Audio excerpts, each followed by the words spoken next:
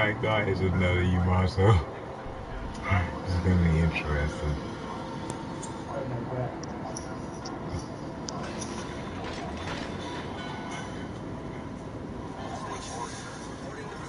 Ooh, it's a lightning. Lightning destroyed. What the hell? They got one. Oh crap! They got 1, 2. Ah, Jesus freaking Christ! All right, be smart. I'm gonna aim at you because you're a pansy over there.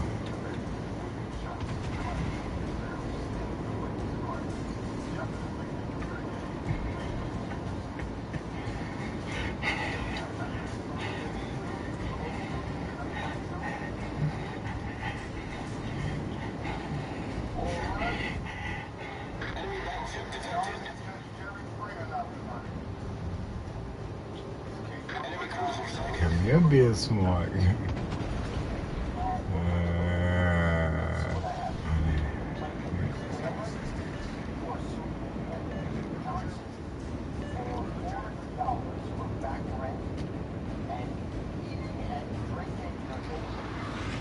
But no, basic maneuvers.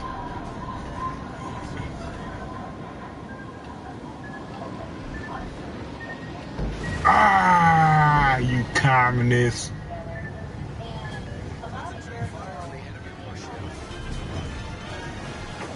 Who the heck shot that, you pansy?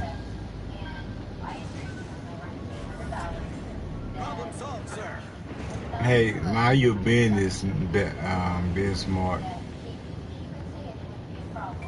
Slowing her speed.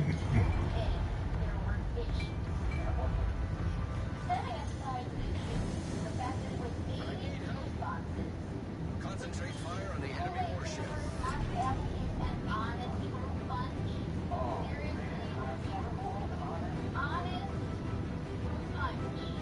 All stations reporting the position of a strategic target. Thank you.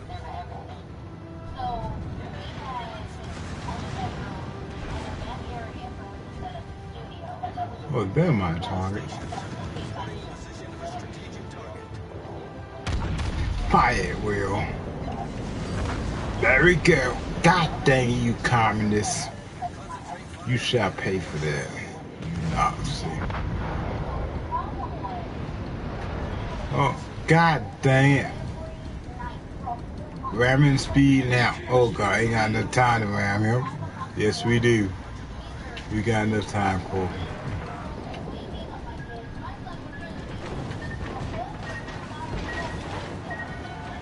Aha! You get you Nazi. You Nazi sensitizer. Fire wheel, the Nazi sensitizer.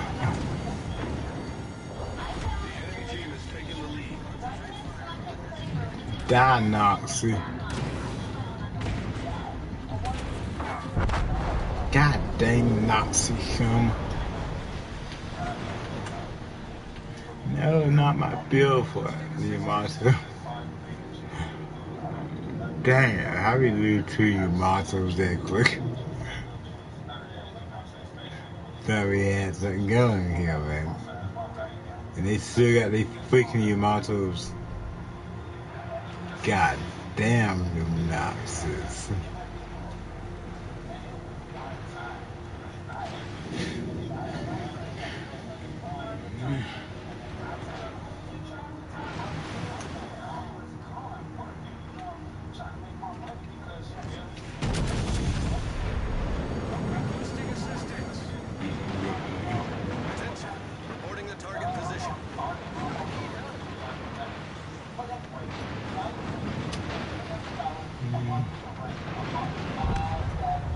No, custom Nazis on the freaking team. Innovators.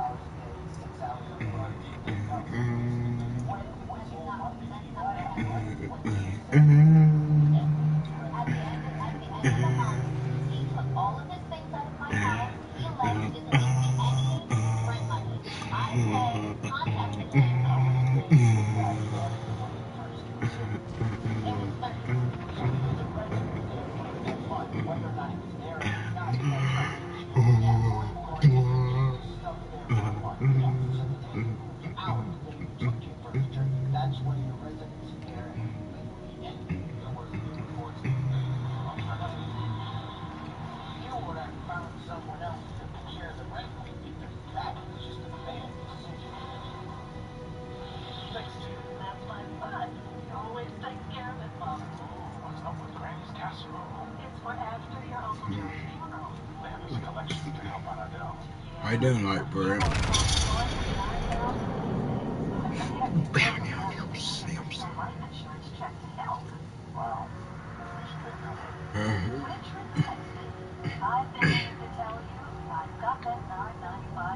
Like bread.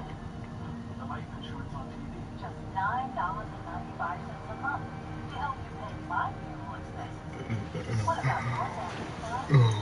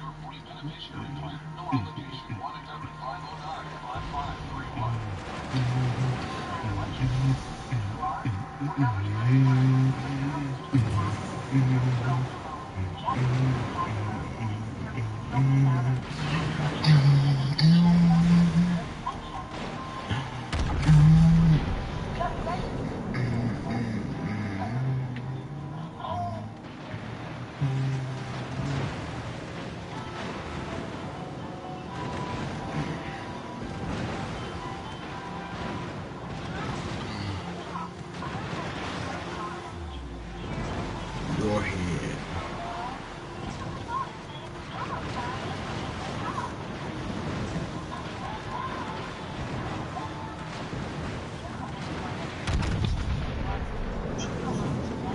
God. God forsaken officers.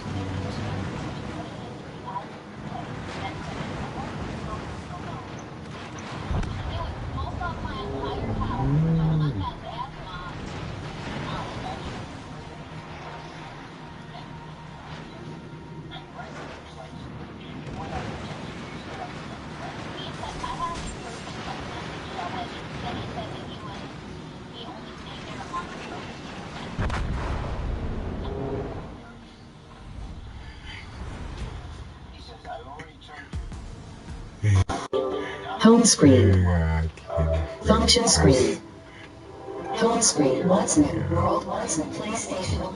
Start free online. hang on. Function screen. Web party. Messages.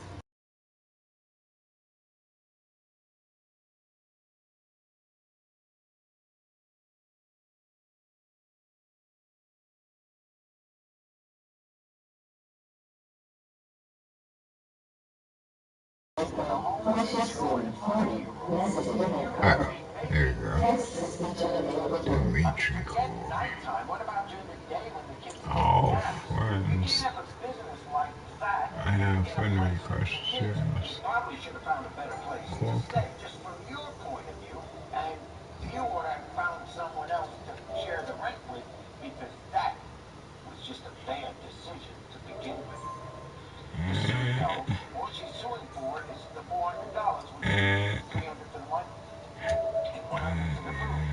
Error. An error has occurred. Okay. Text to speech unavailable here. The deal was that you would pay her $400 a month. That was the original deal. Maybe you shouldn't have agreed to that deal, but I do have to fine to the plaintiff in the sum of $400. Warships Legends. Lucky ever been a Nazi before Lucky. Let me tell you about the story about the Nazis. I'll tell you about that story soon. Long ago, Lucky.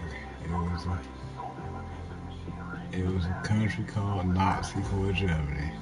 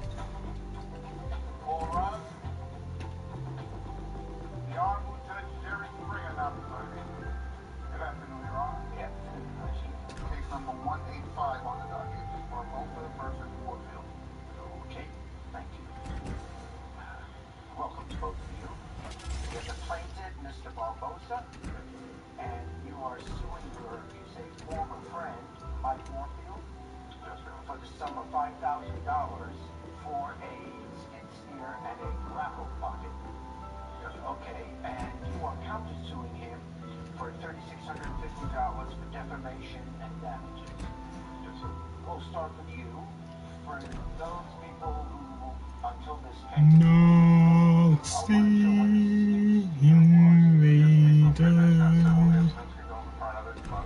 Nazi invaders. Defend for the nothing. The dog said, I like your song, son. About the Nazis. Yeah, they be doing me that sing about the Nazis around here. Oh man. He was like, oh, what the hell you singing, son? He said it was in bad shape, needed track, needed rollers, down there in Salt Bear tearing everything up. But I asked him, his construction. Oh, he did construction? Yes. Okay, that's what I wanted to know. I went and looked at it. Nazi invaders.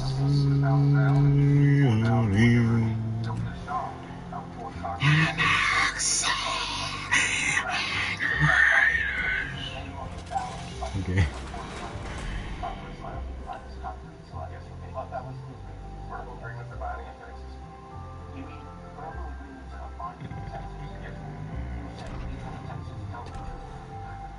I had to tell my little dog about the Nazis.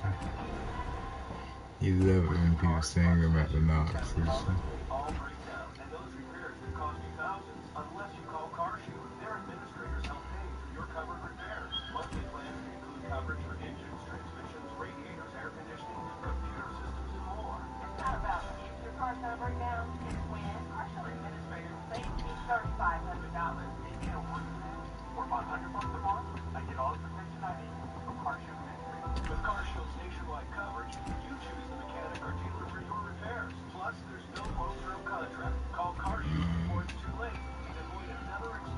You ever been a Nazi? Everything is a fucking Nazi.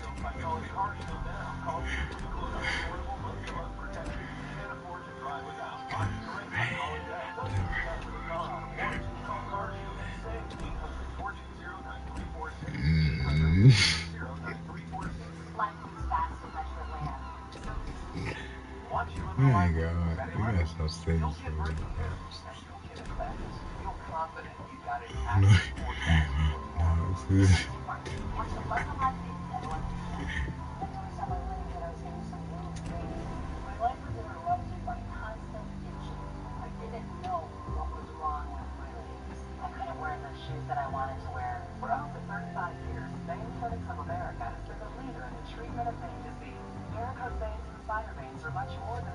You know you're gonna be a Nazi now.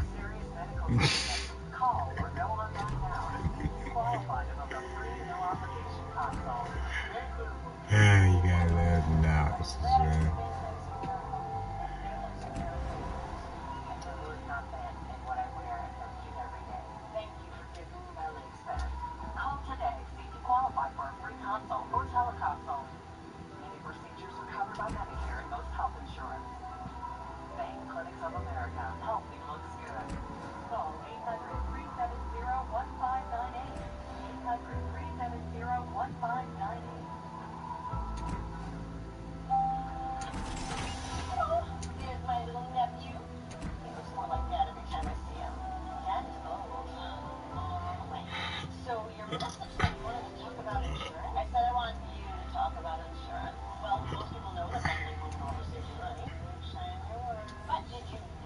Come in, my Nazi.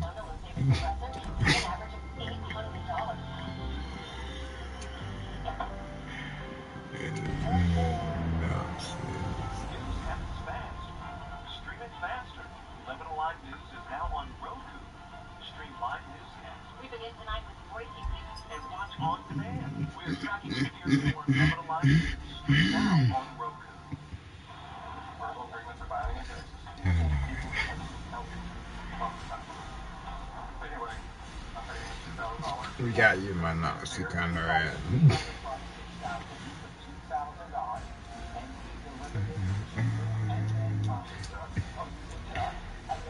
Got these heavies.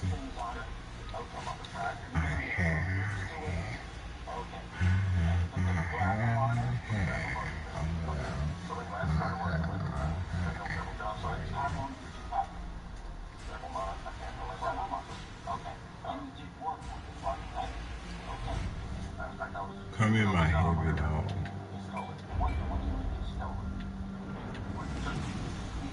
See, we got that monster. Oh, good. They don't got you, monster. Thank God.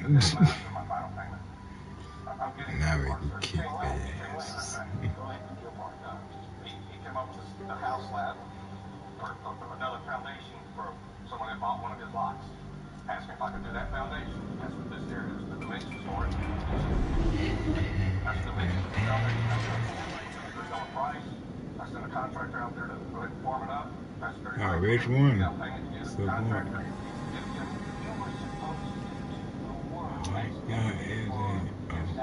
No longer we're going to do his workshop. We were going to do this foundation over here. Okay, so why were you asking him for money? Oh, so what that mean? Crusoe level got sworn. I freaking God. Easing her speed. Slowing her speed. Stop aiming your freaking guns over here, you commies. Fire at will. Fire all heavy as hell.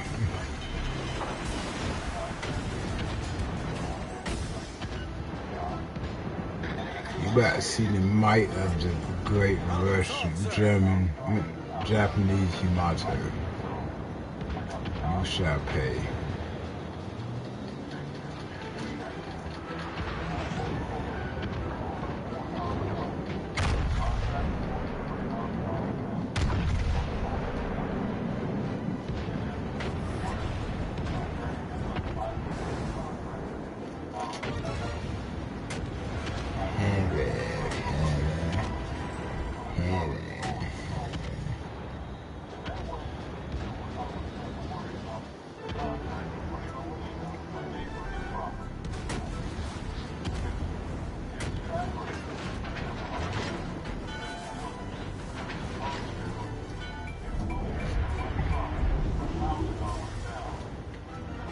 Stop aiming your freaking heavies over here before I slap some Nazis.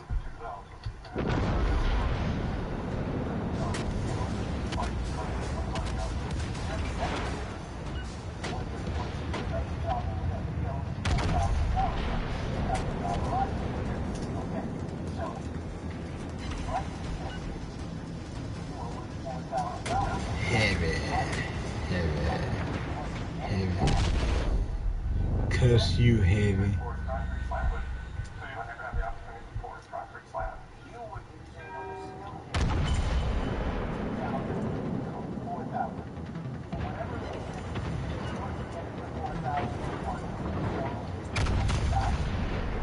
God damn.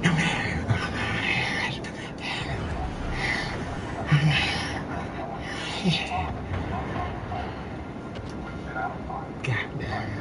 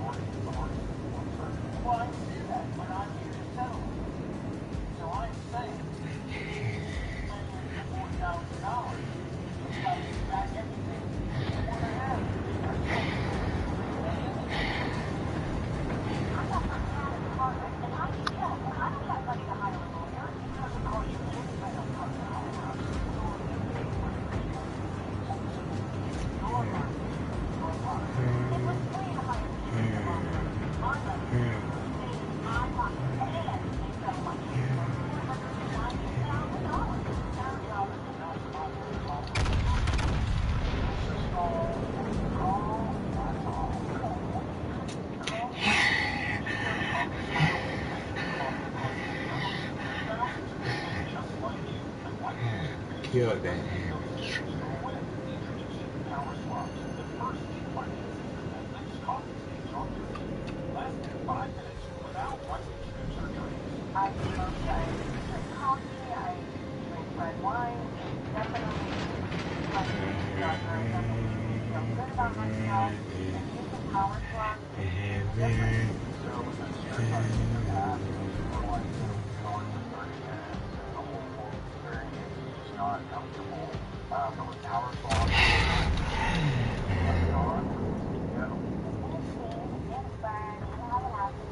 There we go, the heavies.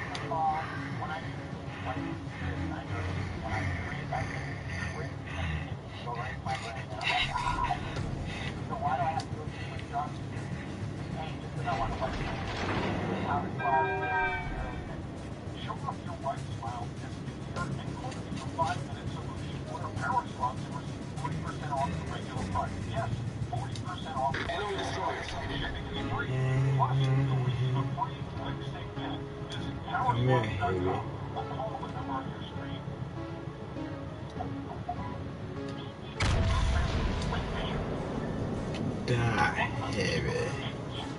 Well, they're probably not really one level behind you, sir.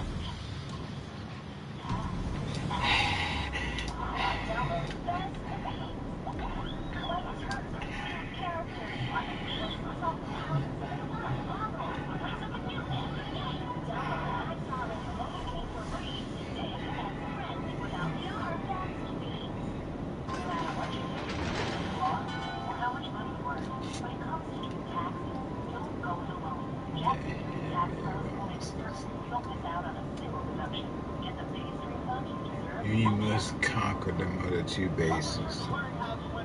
Let's conquer.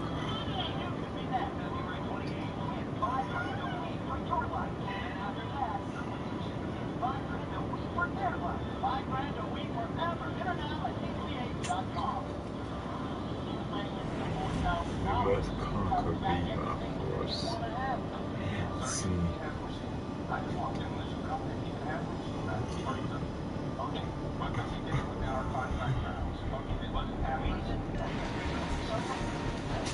Oh heck no, nobody disrespect my voice like that. Not in the beach.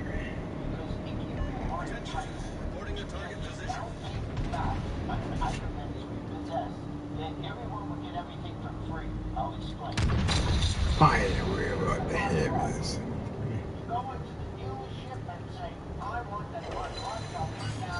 There we go, heavy nation.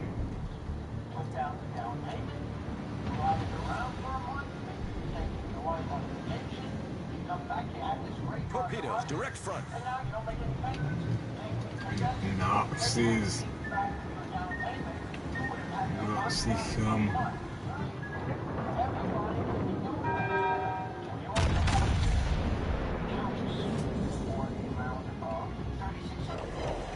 There we go, we got heavy hips that time. My boys, Torpedoes, dead ahead. be pushing you like George S. Patton.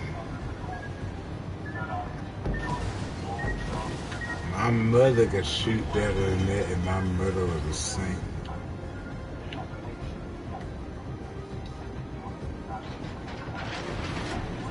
Problem solved, sir.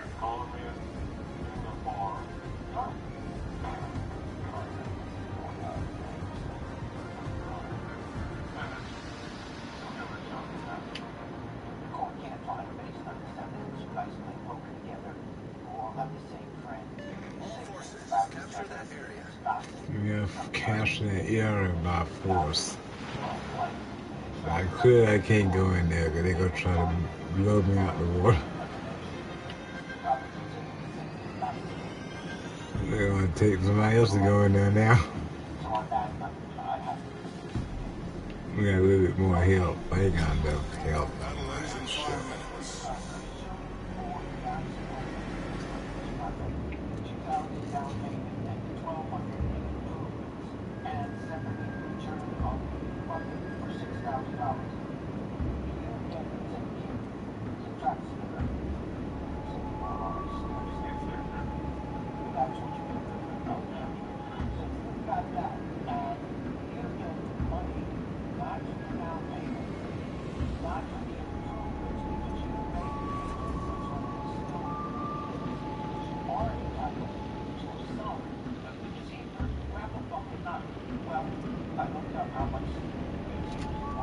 pushing through there, boys.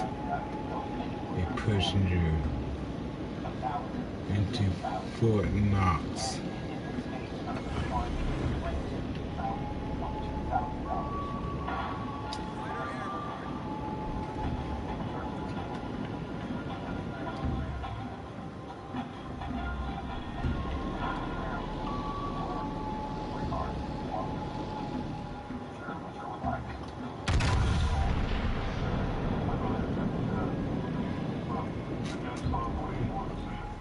Find these heavies. There we go.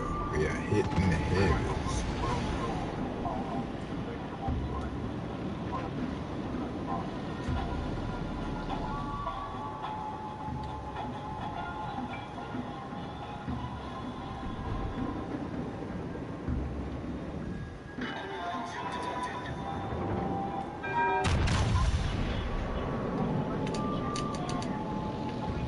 Turn speed, you martyr.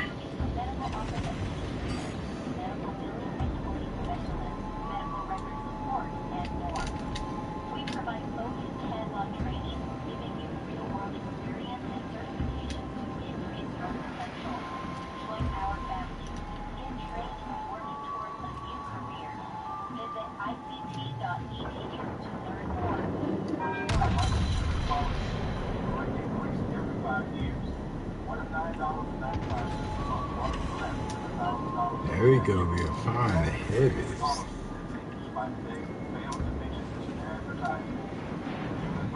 Death to the... Oh God, don't aim over you, maniac. Yes! They have our heavies fired. You can still win this. Got this sunken on battleship. But you're gonna kill one Hitler map battleship on the other team.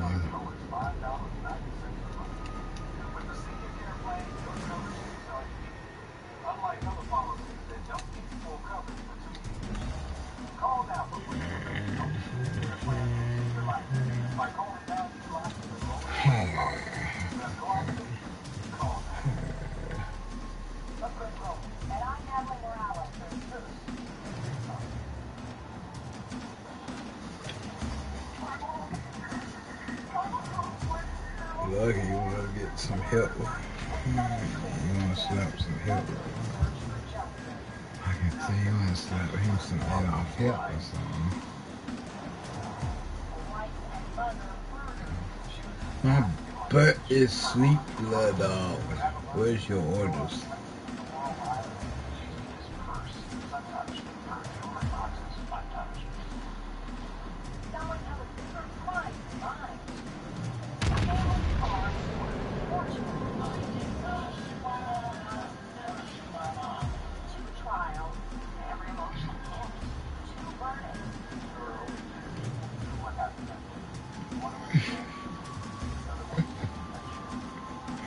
That's what you like. That's what you like.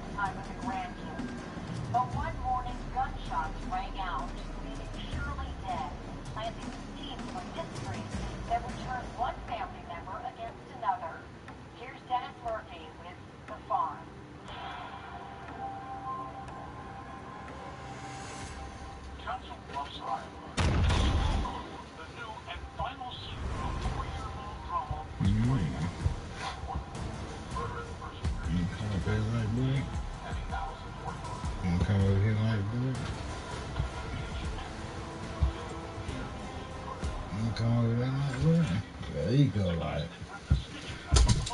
Hey, my butt. My butt sleep. She was sleeping some.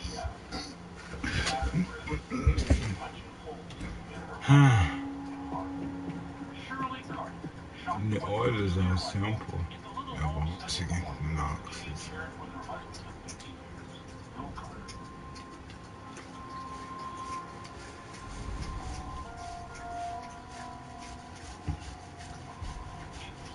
How you know in the Nazis had defeated the Nazis? Yeah. Then bringing in the harvest, corn and soy mostly. So that June morning in 2015 dawned with no particular omens. Shirley Carter and her husband Bill started their day as they always do, with coffee at the General. Nazi car. Nazi car.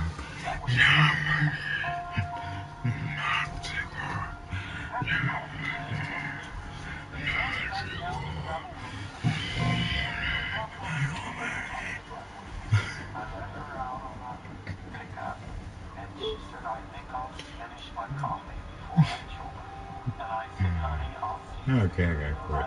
For real. You never know, do you, Bill? You tell him. Bill headed off to sell a load of corn about an hour away.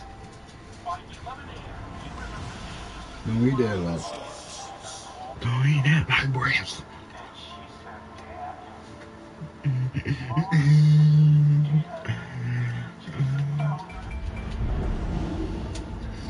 Oh no, Phil don't need to be going in the middle of this map for so good reason. I had that's too big of a target to go in the middle of that map. That's some other knucklehead going in the middle of that map.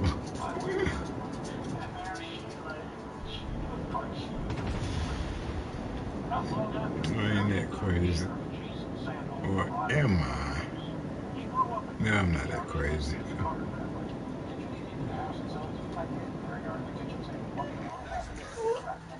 Where is it like, bro? Oh, they on one new mark. I'm saying going to be that Maverick series on one new mark.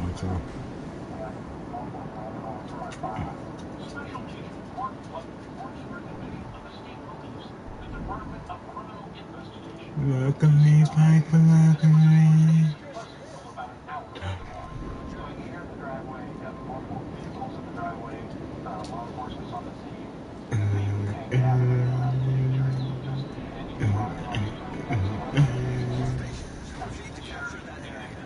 Oh, we got voting right.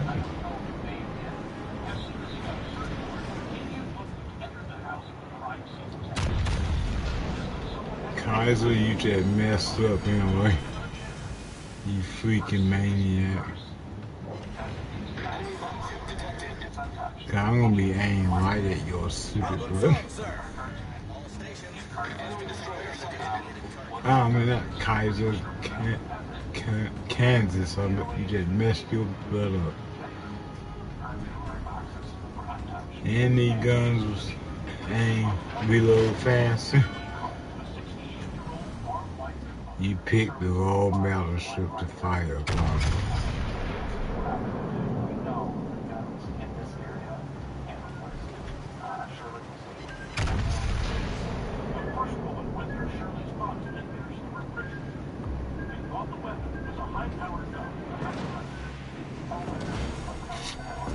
Stop aiming your freaking heavies over here, you freaking cock level.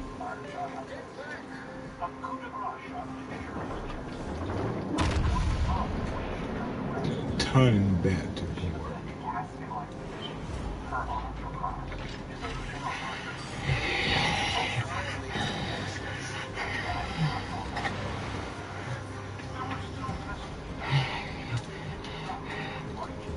Take that, you Nazi.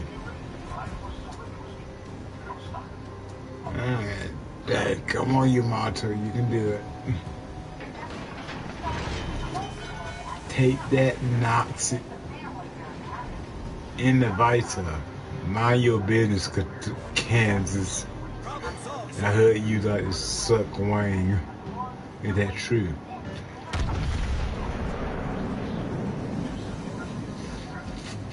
All stations requesting fire on the designated target.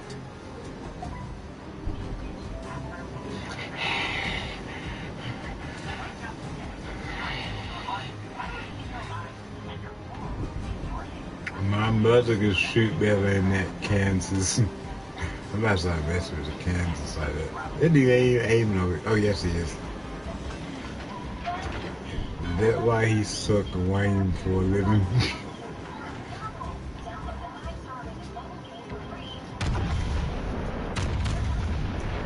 Fire them heavies here.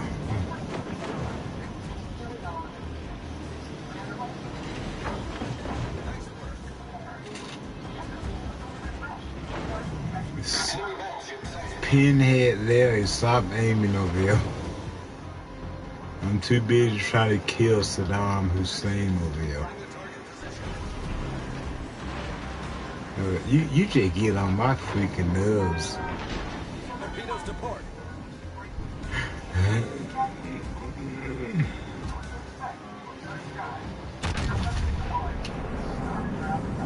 Aha! A little bit more speed, my comrades.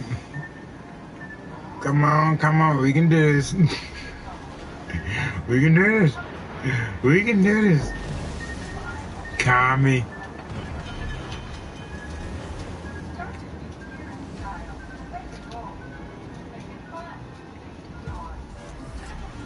Problem solved, sir.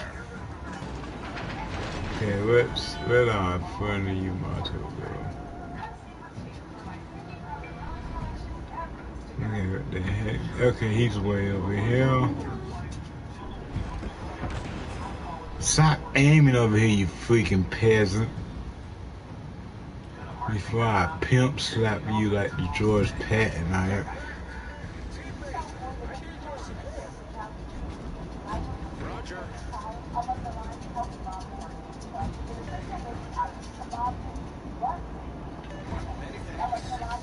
You have Yamato support.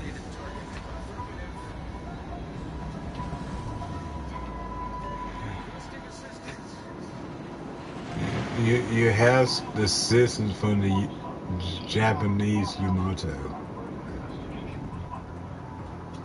If I can freaking ever get in range of that other Yamato. Okay, hold on. What this is over here, this seemed interesting. Oh my god. Will I have enough time? Come on, Saddam. Just keep going this way, Saddam. He's not gonna aim at you. Fire wheel.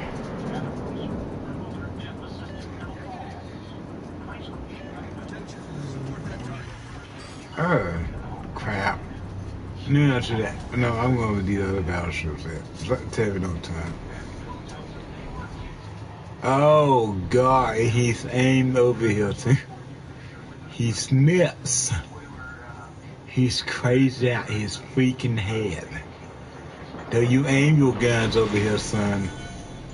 If you want to die, just let me know. It's just one call, that's all. You freaking officer.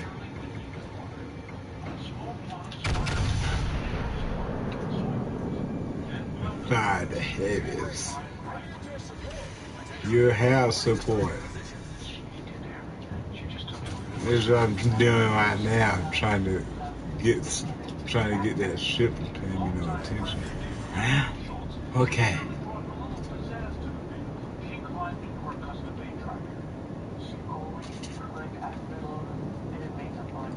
White boys, we are pushing towards their base by force.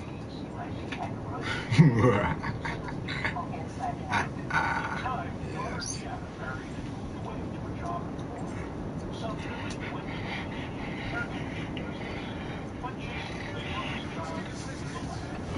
You have assistance. We going towards that base and kick ass.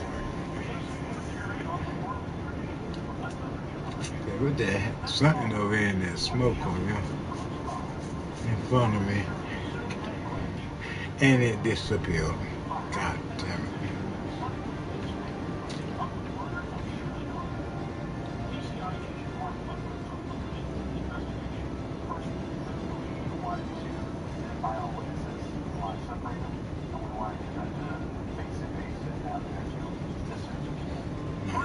'42, Christmas Eve.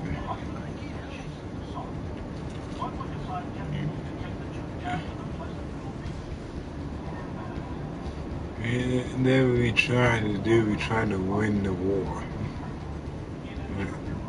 Oh, hold up, what the heck is this? Oh, this is my own plane. Oh, God. Wait, I got enough guns here. Hold up. I can give you my real guns for support.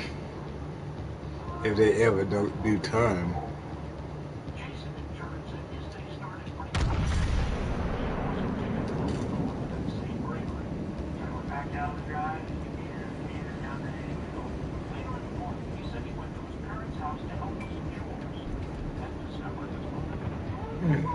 Ain't no way he should have survived that.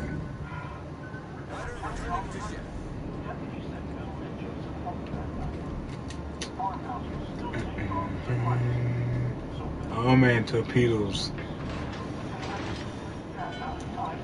And I got my freaking guns aimed the wrong way. Okay, slowing her speed. Get my guns time. Oh god, slow the speed.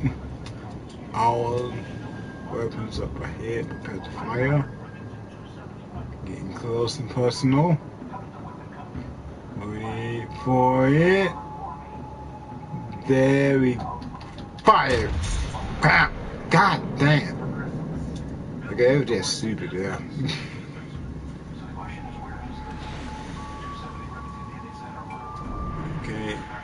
Okay, go a little bit more faster, Corporal. Prepare the heavies. Prepare our heavies here. Stop aiming over here, you pansy. Stop aiming over here, pinhead Larry. You gonna pay for that, pinhead. Fire it with how you like them guns. Ah! Oh crap. At least I messed somebody up. I'm gonna got 100% again. 100%. 100,000 damage percentage. I do like bread. We can win this war. We must win it for the Americans and all the other allies and watching. No war of Israel.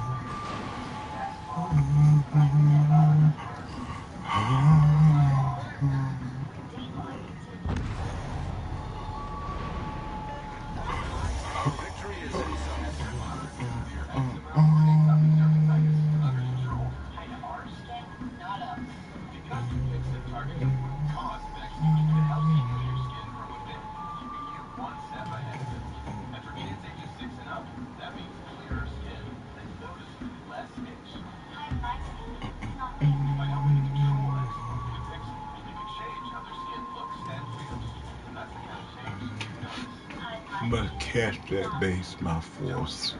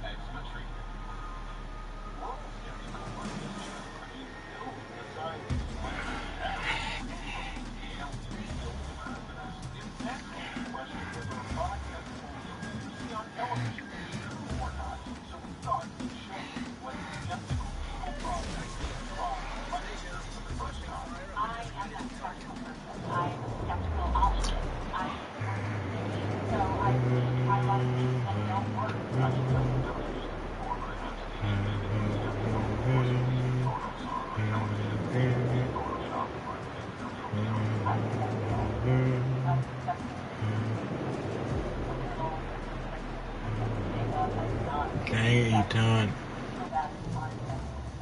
In the voice of time.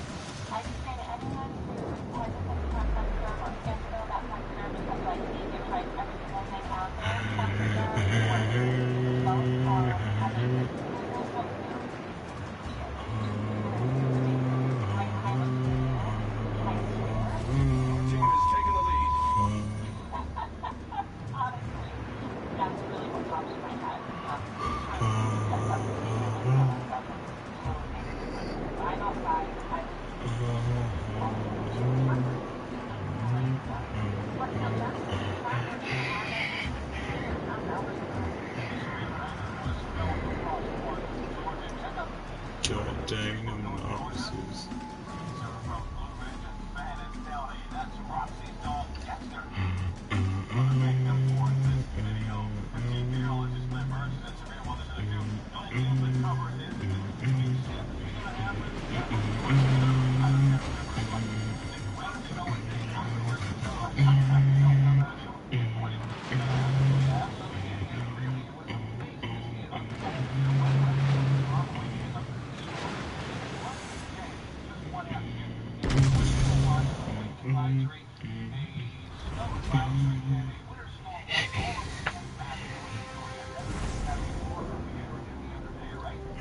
Respect the heavy nation.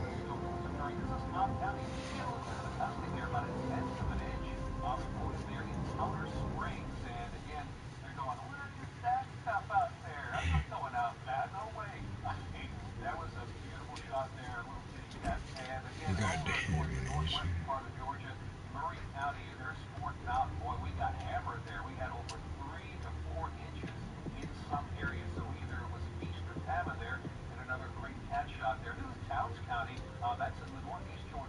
We got my heavy, my hair.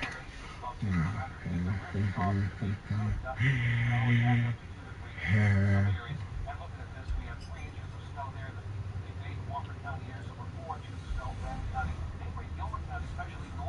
How you feel, heavy dome? Bring that heavy stuff up there. Come up here, heavy.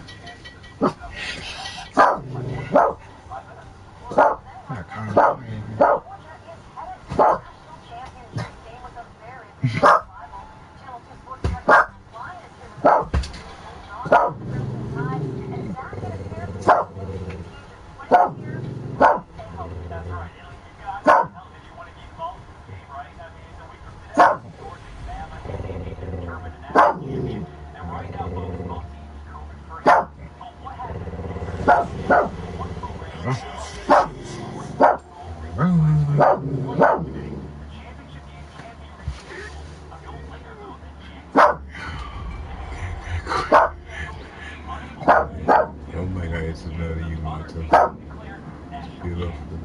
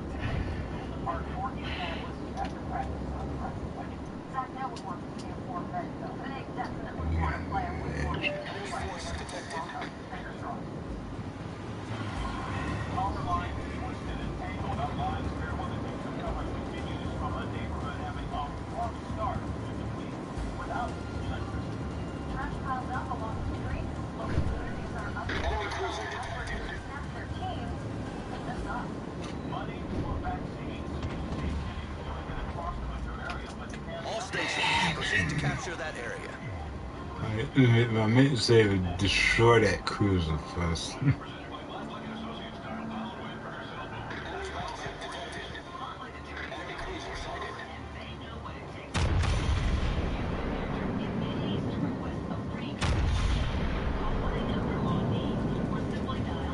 Man, these things sound like guns from hell.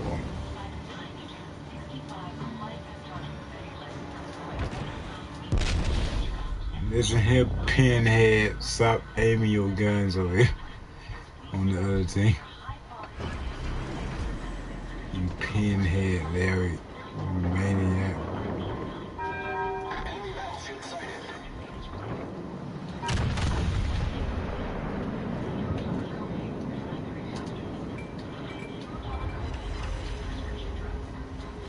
Larry, you get pinhead, Larry. Now it's your turn, Yamato, on the other team. Oh, it gotta be just one. Oh, he muddies two of them Souths.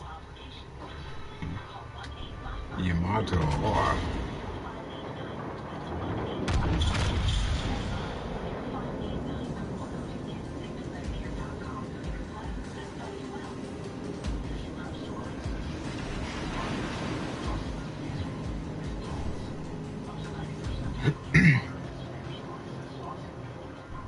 Got Pinhead Larry. Got Wing Wing. Wing Wing. Wing Wing.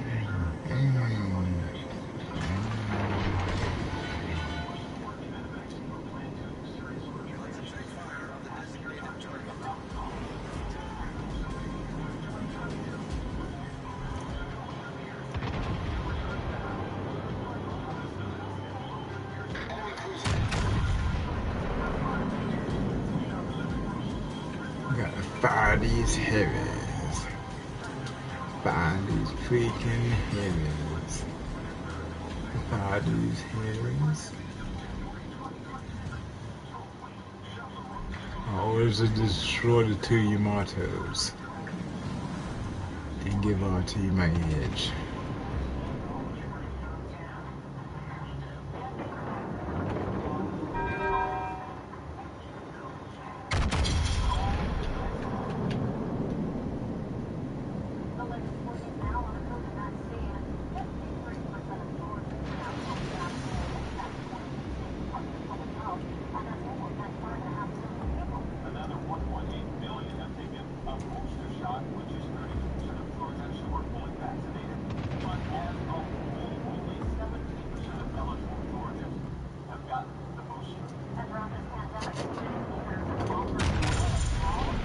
Fire the heavies here.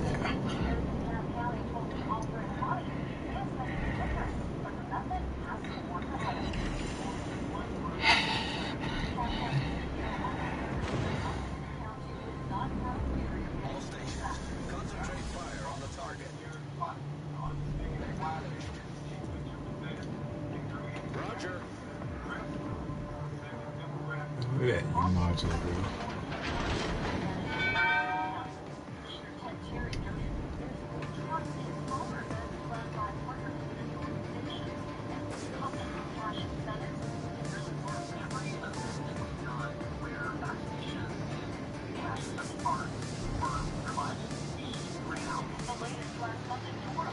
Ooh, Yamato about to die. Yamato.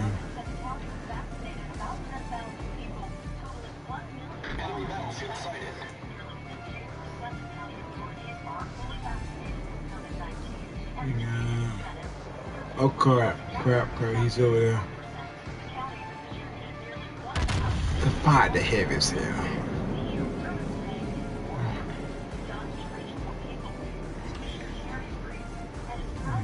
Heavy.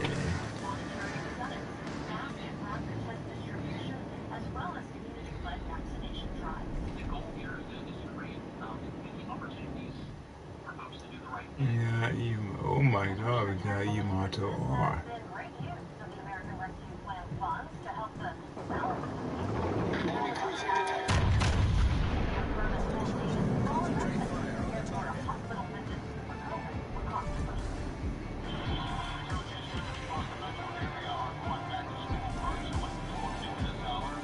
Fire these hands. Got shaking hands. Gonna fire these. Got shaking hands.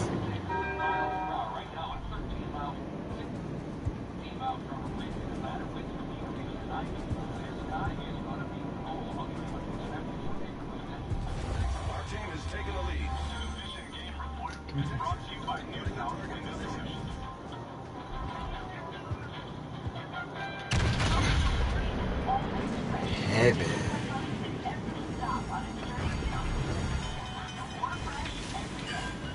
There we go, Yamato is badly damaged. Damn, I turned this beast like a boss. I don't think I got enough time to turn this thing. Oh my god.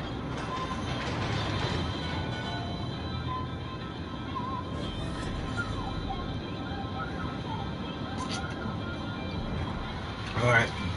Damn it. Well, at least I got time to turn the heavy guns now.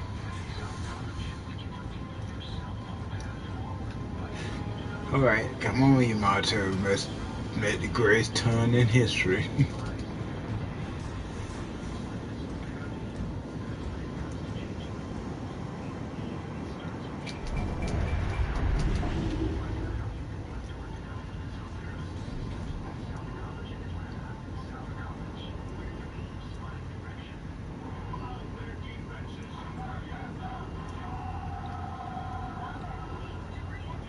Come on, Bessie. It's taking you too long, you Marto. Let's kick ass. Holy. I'm trying to do that. The Japanese apparently know how to operate their own ship, apparently. How we won the war.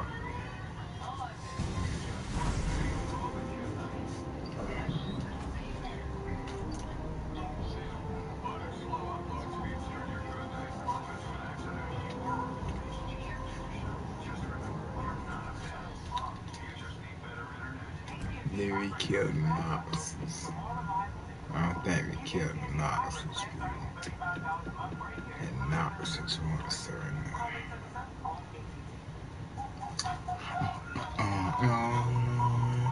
Not friends, not friends.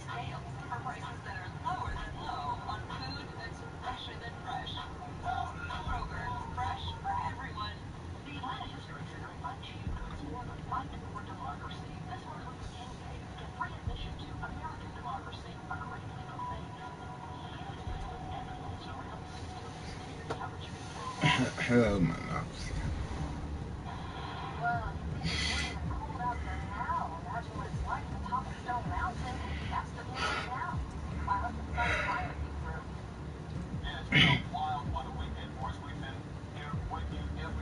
I know when the Nazis are trying to stop you.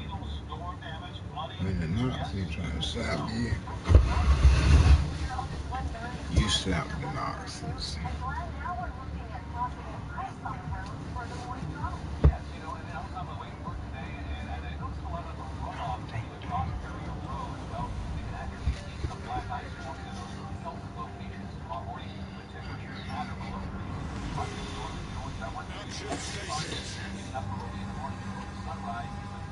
Whoa, that dude got a good looking camouflage red. Loud orange. Love it. We definitely need this protect this destroyer over here. And he gonna be they're gonna try to shoot him out the water probably. We gotta make sure he survives.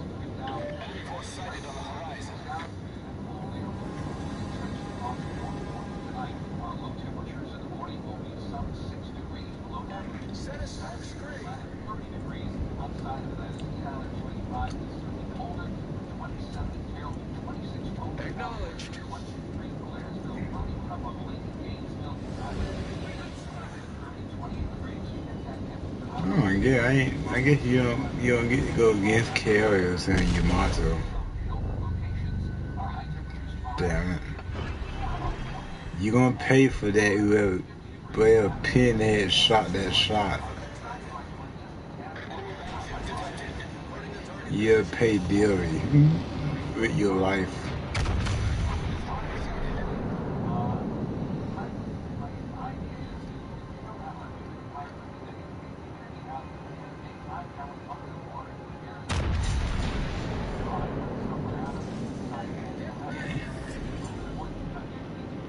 If I were you, Destroyer, I would listen. You got one of the loudest camouflage on this thing.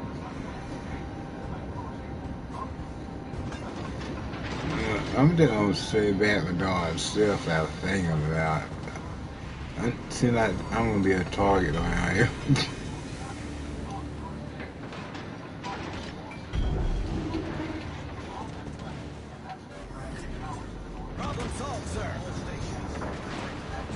Stop aiming over here, you pinhead Larry. before I kill your Conrad. Take that, pinhead.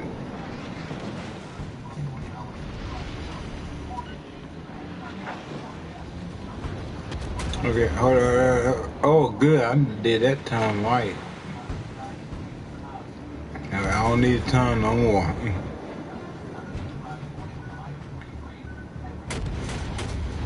Wait for it. Wait for it. Okay, now we turn. And we show our heavy guns. So now. Death to the commies. Another team.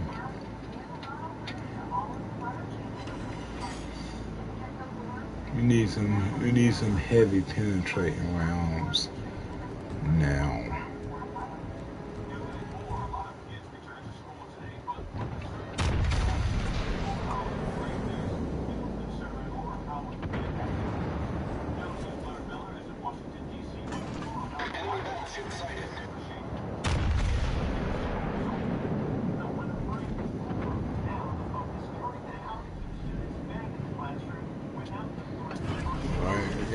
Support the other destroyers. I love my destroyer kind of around pushing forward as we speak.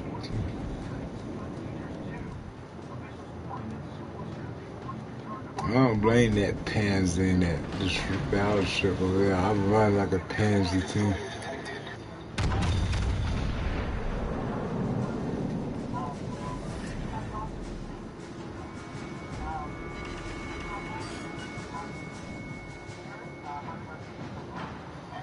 Oh, he just don't know I'm aiming at him. Oh, now he did. Who shot that? You model, you gonna die for that.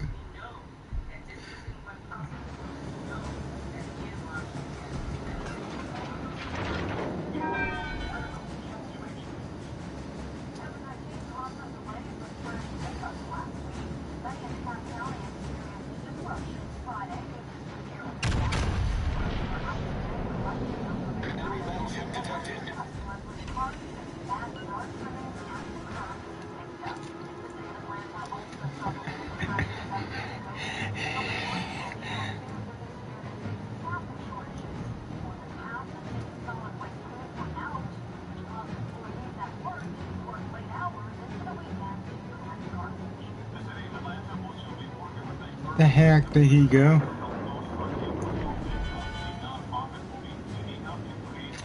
Ain't no way he should have been able to disappear. I was just in sight of that fool. Oh, I fuck. Who it is? He might have went behind it.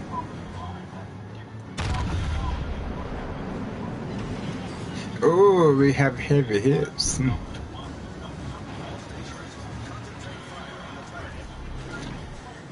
Take that, Noxie. Hey, you better go on somewhere, Noxie.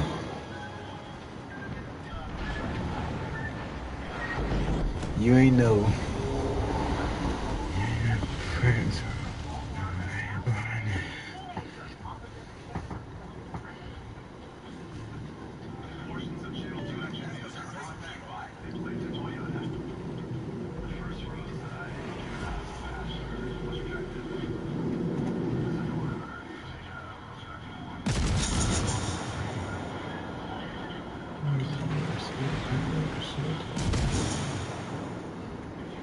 The head was again rushed off.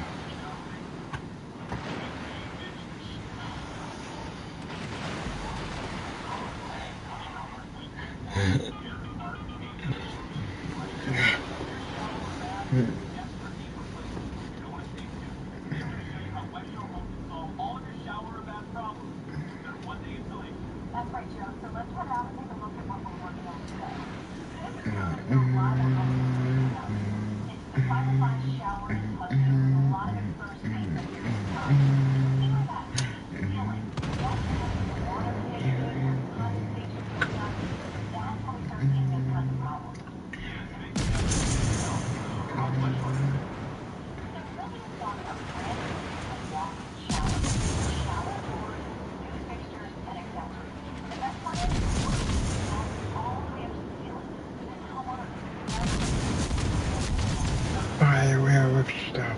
Fire everywhere. Fire everywhere. Fire. Rapid fire. Rapid fire.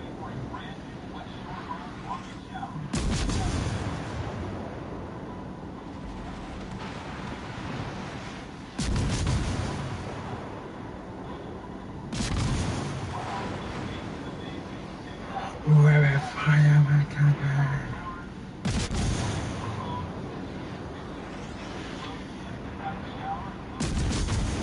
Rapid fire.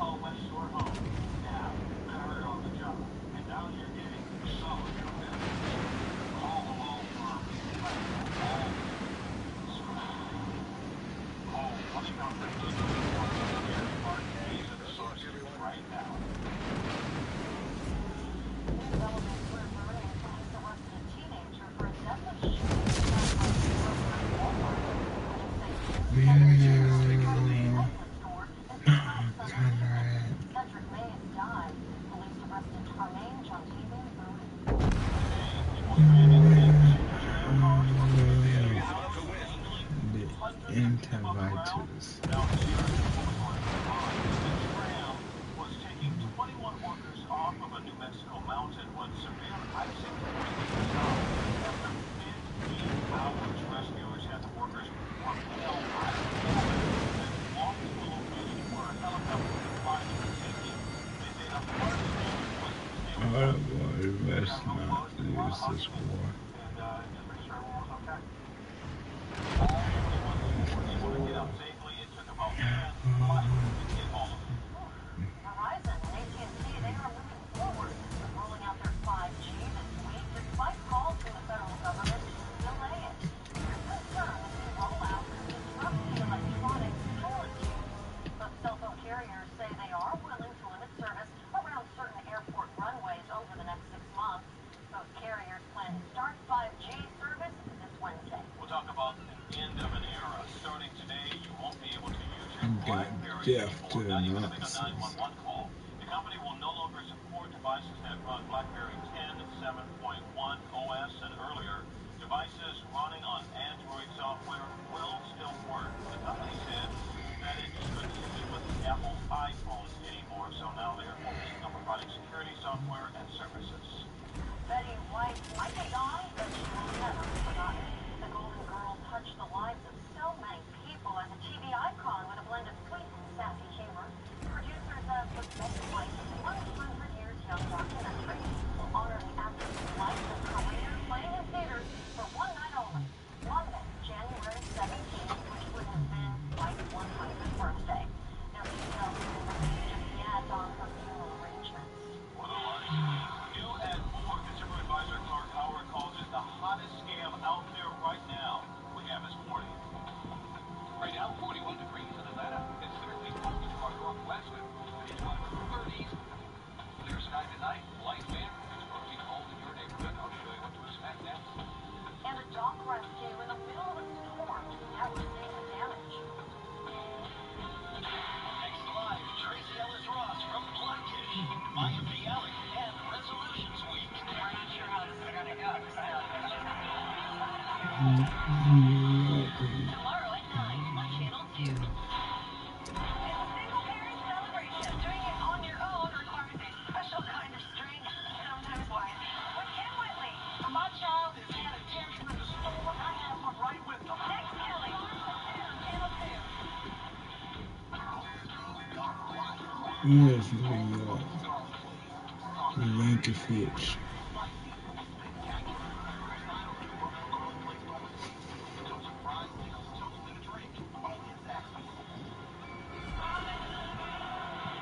Wherever your journey takes you this winter,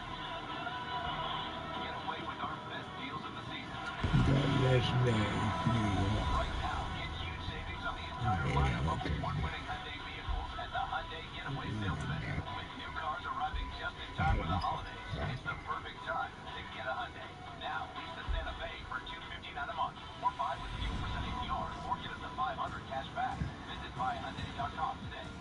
When I was diagnosed with cancer, every minute counted. But one call was all it took to get in right away and start treatment within a week. One call is all it took for me to get a team of doctors all in one location to help me with my cancer diagnosis. My doctors used genomic testing to identify a targeted therapy to treat my cancer. One call is all it took to get the cure I need. Cancer Treatment Centers of America. Call now. I got hurt in the car wreck, but I don't have time to deal with a lawyer. It's easier than you think to hire the Ken Nugent law firm. It takes less than 5 minutes to evaluate. Action stations. The initial call to the Ken Nugent law firm was just 5 minutes, and they settled my case for over $900,000. Our job is to maximize the result of your case. Cancer solved. Call. That's all. Call 1-800-CALL-KEN.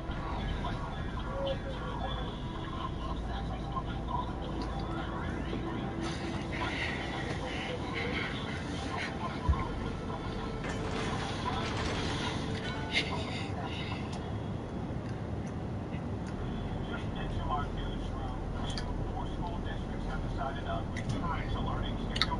Gwinnett and Mitchell County school districts are returning to in-person as scheduled. For Gwinnett County, that means January 6th. Masks are required.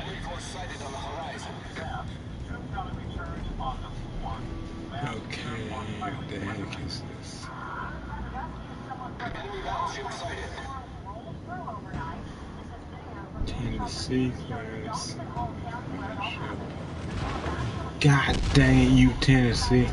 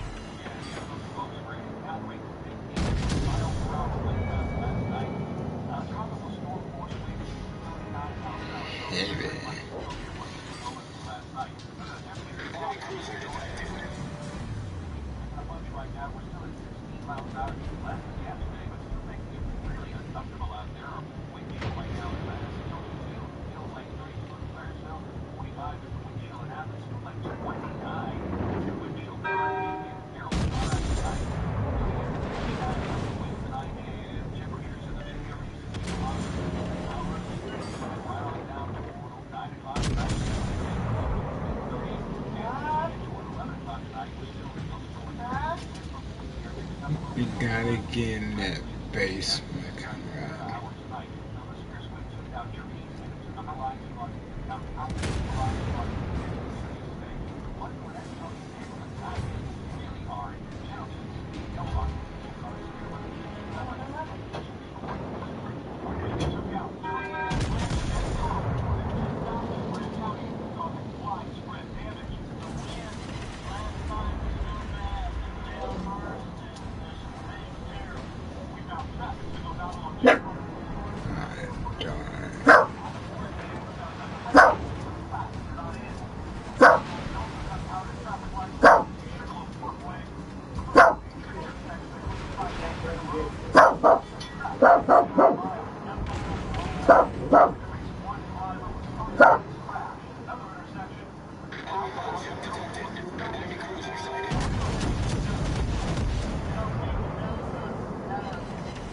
Are you making oven, Liam? Straight here.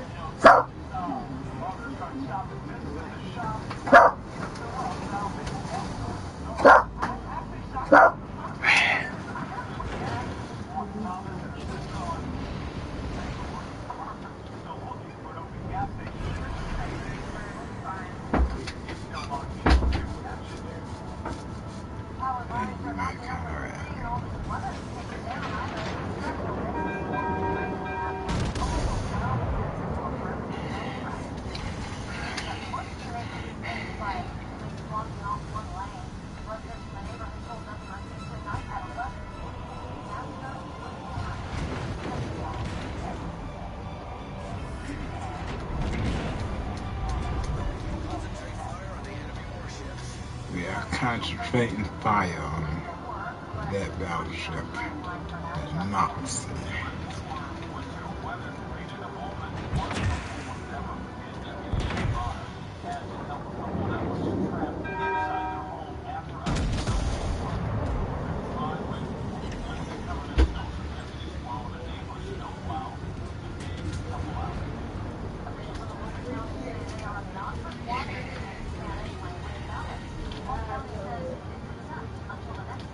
Body's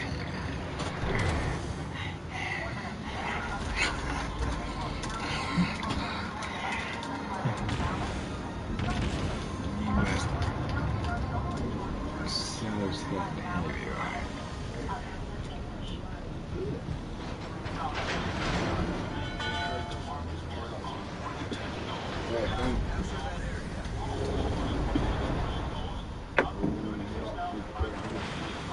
More to watch when she's talking.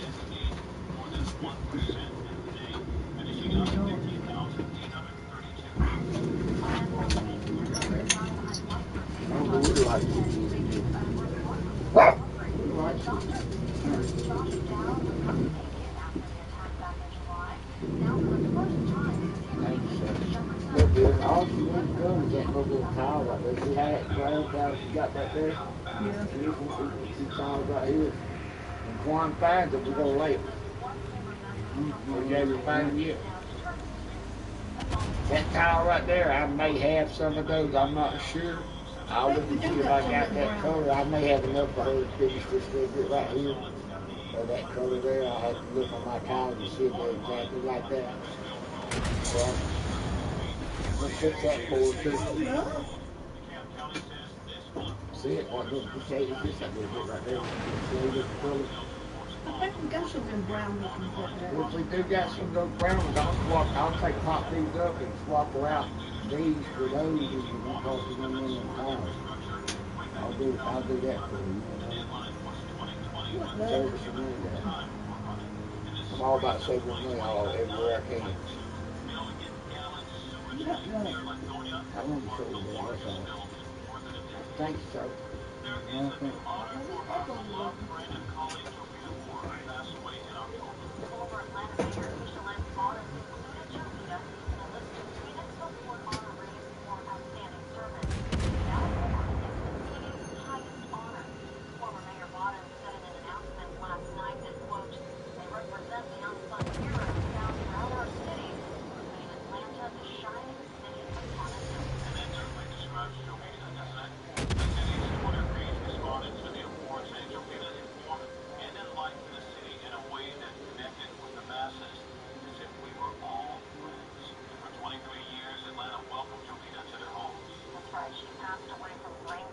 In October, we want to thank former Mayor Bottoms for giving her this honor. It is a well-deserved honor for Jovita, who was such a champion for the city of Atlanta and in the city as well.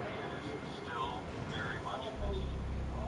Well, once again, we are bringing you information on Father tonight. If there's somebody useful from Steals and Deals, it's a problem. The enemy is about to win. Hey, everybody, I know one thing. Either you struggle to control the frizz in your hair, or you know someone close to you who has that struggle, right? Whether it's humidity, whether it's just how your hair is every day, you're going, hey, I like the volume, but what do I do with this? And then you think, oh, the only option is to go to the salon and get one of those Brazilian blowouts. Oh my gosh, have you priced those things? Holy Toledo! Oh, and be prepared to take a full day off work because it's going to take you a while. Well, I have a much better option for you. This is actually called K-Gloss, and this is a treatment that you can do at home. So, oh my gosh, if you want to control your frizz, this actually controls the frizz by 90%. It's good for your hair, repairs your hair. You can do it at home whenever you want. It's not going to take hours, and it's not going to cost a king's ransom. You can do it every week, you can do it every month, you can spot treat if you want to, and now you don't have to change your entire life around to make a salon appointment. You don't have to save to make a salon appointment, hoping, please give me the results I want. Now, you can do it at home, you can control the outcome, and your hair is going to look absolutely amazing. Oh, one of the bonuses of this is that it also doesn't permanently alter the beautiful natural curls that you love. So use it when you want, protect your natural curls when you want. K-Gloss is the treatment and the mask. Right now on localskills.com, we have all these great ideas for up to 30% off. Definitely check them out.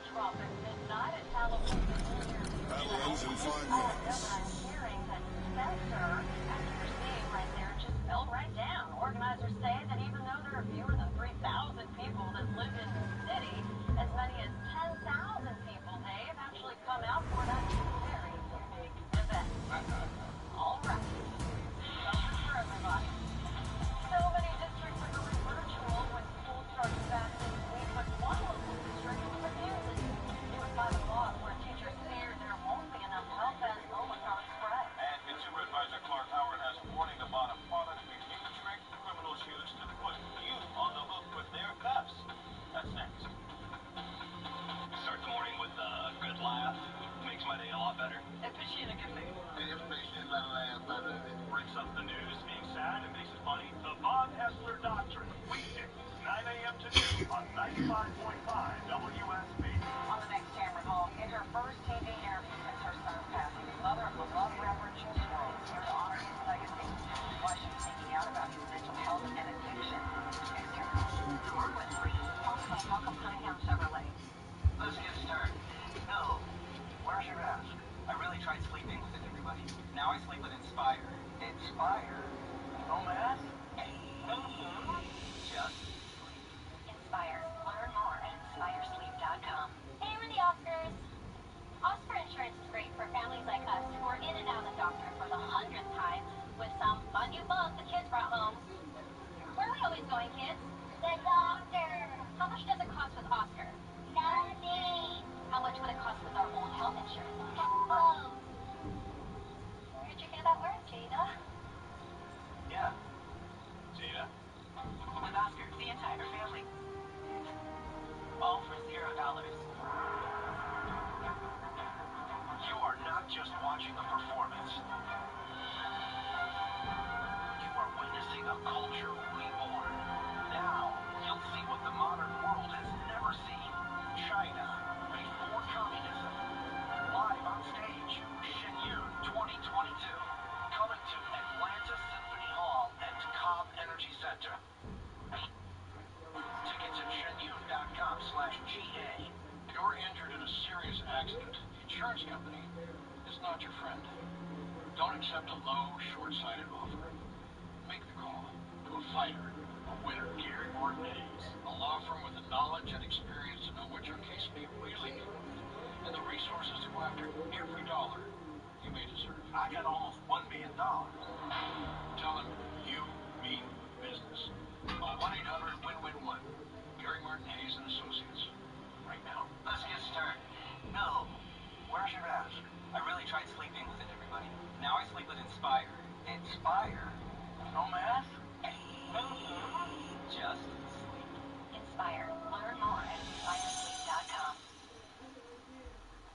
Reviewing a cool new product for money sounds like a pretty good gig, right? But Channel 2's consumer advisor Clark Howard also says it's a hot new scam that could land you in jail. I need to make sure you're aware one of the hottest scams out there that rips you off can do more to you, much worse. You can end up in jail, in trouble with the law. It's called the reshipping scam. You'll answer an ad for a job where they say, we need you to check out quality on a particular retailer or shipper or whatever. And all you're supposed to do is receive these packages, write a report about how quick the service was, how reliable, dependable, and then you send them off to wherever you're told to, and you get some money for your effort for doing the evaluations.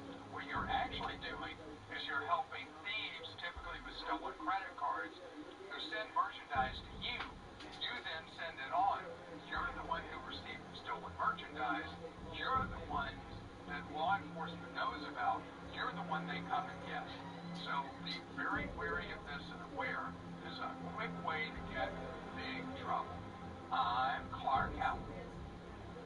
Doing fine. With COVID cases exploding, more local school districts are going virtual. But at least one district says it will not be taking that step. What this means for kids returning and the warning from teachers who fear for their own safety. Plus, A massive tree fell on top of this house. Tree limbs slicing through the roof. One landed in the bedroom of a 12-year-old boy. Why it missed it? I'll have that coming up. Atlanta holiday traffic can be a nightmare. Holiday cheer turns to tragedy due to an accident. We have the strong, aren't we? This holiday season, protect your rights and get the lawyer who fights. I'll fight so you don't have to. New Year's Eve is the most exciting night of the year, but it's also one of the most dangerous. If you get injured in an accident, protect your rights and get the lawyer who fights. I'll fight so you don't have to. Hey Atlanta, is your home on a septic tank? Do you know when it was serviced last? Did you know that it's recommended to have your tank pumped every 3 to 5 years? If you're having septic problems, or it's just time to have your septic system serviced, call the Pink Plumber. Don't wait for septic problems to occur. They can be messy and costly. Call the Pink Plumber to have your tank pumped today. Call the Pink Plumber and click the link or call 404-222-PINK. I wanted a fresh start, but we didn't want the hassle of selling our home. So I went to markspay.com and got a guaranteed offer. With a guaranteed offer from Marks Bay Real Estate, you can receive an all-cash offer and close in as little as 21 days. There are no showings, no open houses, no stress. I skipped the cleaning and repairs and sold my home for more than I expected. The guaranteed offer keeps you in control. Go to markspay.com to get a guaranteed offer on your home today. Happening now. Crews cleaning up after high winds ripped trees down across metro Atlanta. In one home, a child died. In another, a boy was spared. And my grandson been in this bed sleeping last night. The wind that came through. And snow is blanketing part of the north coast of mountains. About an inch and a half to 2 inches fell here in Blue Ridge today. Now, Severe Weather Team 2 is tracking what's next. That's a steady stream of cool air that's coming out into northern Georgia. The coldest temperatures in weeks. And who could see more snow in just a few days? Live, local, late breaking, coverage you can count on. And we hope you're having a great afternoon. I'm George Esteban. Good afternoon on this first Monday of the new year. I'm Linda Stouffer. Right now, people are cleaning up after a strong storm. A tree that came down on a house in DeKalb County killed a 5-year-old boy. The family told us his name was Zach, and they gave us this picture of him. Trees came down across the metro in Gwinnett County. Look at this. This is a tree that came down in someone's yard near Wilbur. And another scary situation in Henry County. A tree came down on this home and landed where a 12-year-old would normally be sleeping. Wow, we have live Severe Weather Team 2 coverage. We begin with Channel 2's Tom Jones in Henry County. And Tom, the family says it sounded like an earthquake when that tree landed. That's the way they described it, George. It was a massive tree that landed on this home. You can see the damage to the home. Also see the damage to the backboard of this home. Inside, there are holes and parts of the roof where the tree sliced through. Luckily, the 12-year-old boy wasn't in his room when it happened. Van Leeuwen would have went right straight through him. He wouldn't have had a chance or prayer. The Evans family is thankful an allergic reaction kept their 12-year-old grandson out of this bedroom. A large tree limb came crashing through. The 12-year-old was sleeping with his mother in another room because of that allergic reaction. Well, it hit hard. It was just after 2 Monday morning. It was raining and the winds were howling, sending this massive tree onto the Evans home on North Bethany Road. Just a huge bang, and it shook the whole house. The tree left several holes in the roof. There is structural damage to the home. It demolished the back patio. It bent those I-beams like they were just toothpicks. The Evans say they recently paid off their home, but couldn't get insurance because of the danger the trees posed. Wasn't affordable. It's just something we couldn't afford to do. A neighbor told a friend with a Green Group landscaping company about the tree falling. Workers came out and removed the huge tree from the home and cut it up. We're just trying to help some folks out. The Evans have more trees that could come crashing down. They're praying that doesn't happen. Continue to pray. Continue to be thankful for what we have, come through. And I've talked to so many homeowners over the years who can't afford to remove these dangerous trees. So I got this family's thoughts on if there should be some type of state assistance to help these types of families out. I'll be working on that part of the story for Channel 2 Action News. At 6, we're live in Henry County in McDonough. Tom Jones, Channel 2 Action News. Tom, thank you. And a different outcome in DeKalb County. A DeKalb County family is mourning the loss of a 5-year-old child. A massive tree fell early this morning, and it split that home in half.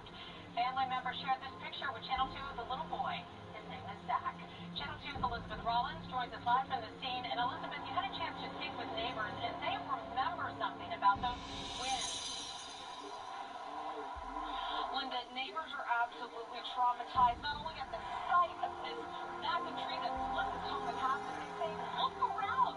They're surrounded by these massive old trees that could potentially be vulnerable and dead.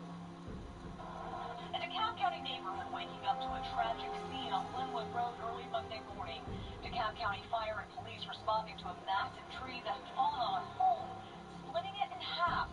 A mother and her son were trapped inside. The rescue crews were only able to get the mother out without a scratch. Sadly, her 5-year-old son, named Zach, was pinned under the tree, died from his injuries. Investigators believe the recent rain and strong winds are to blame. If I had anything like this, they would be cut down. These trees are so old because these houses are old. Neighbors tell me they're surrounded by these types of massive trees in a neighborhood that's more than 65 years old. This hits too close to home for Mary Smith, who says the loud crash woke her up. This is the one where about a year ago, well, one of the big still fell down and hit the house in Midland. Until now, she's been putting it off as a costly expense that isn't always covered by insurance. A tree like that falls onto a house, there's no chance anybody inside is going to survive. You're concerned about these 2 trees in your front yard. Almost definitely. We're going to have to get down. We're going to fix that. Worth the cost. And we're back out here live where crews spent majority of the morning and afternoon trying to recover the child's body. That child was pinned under that tree for nearly 8 hours.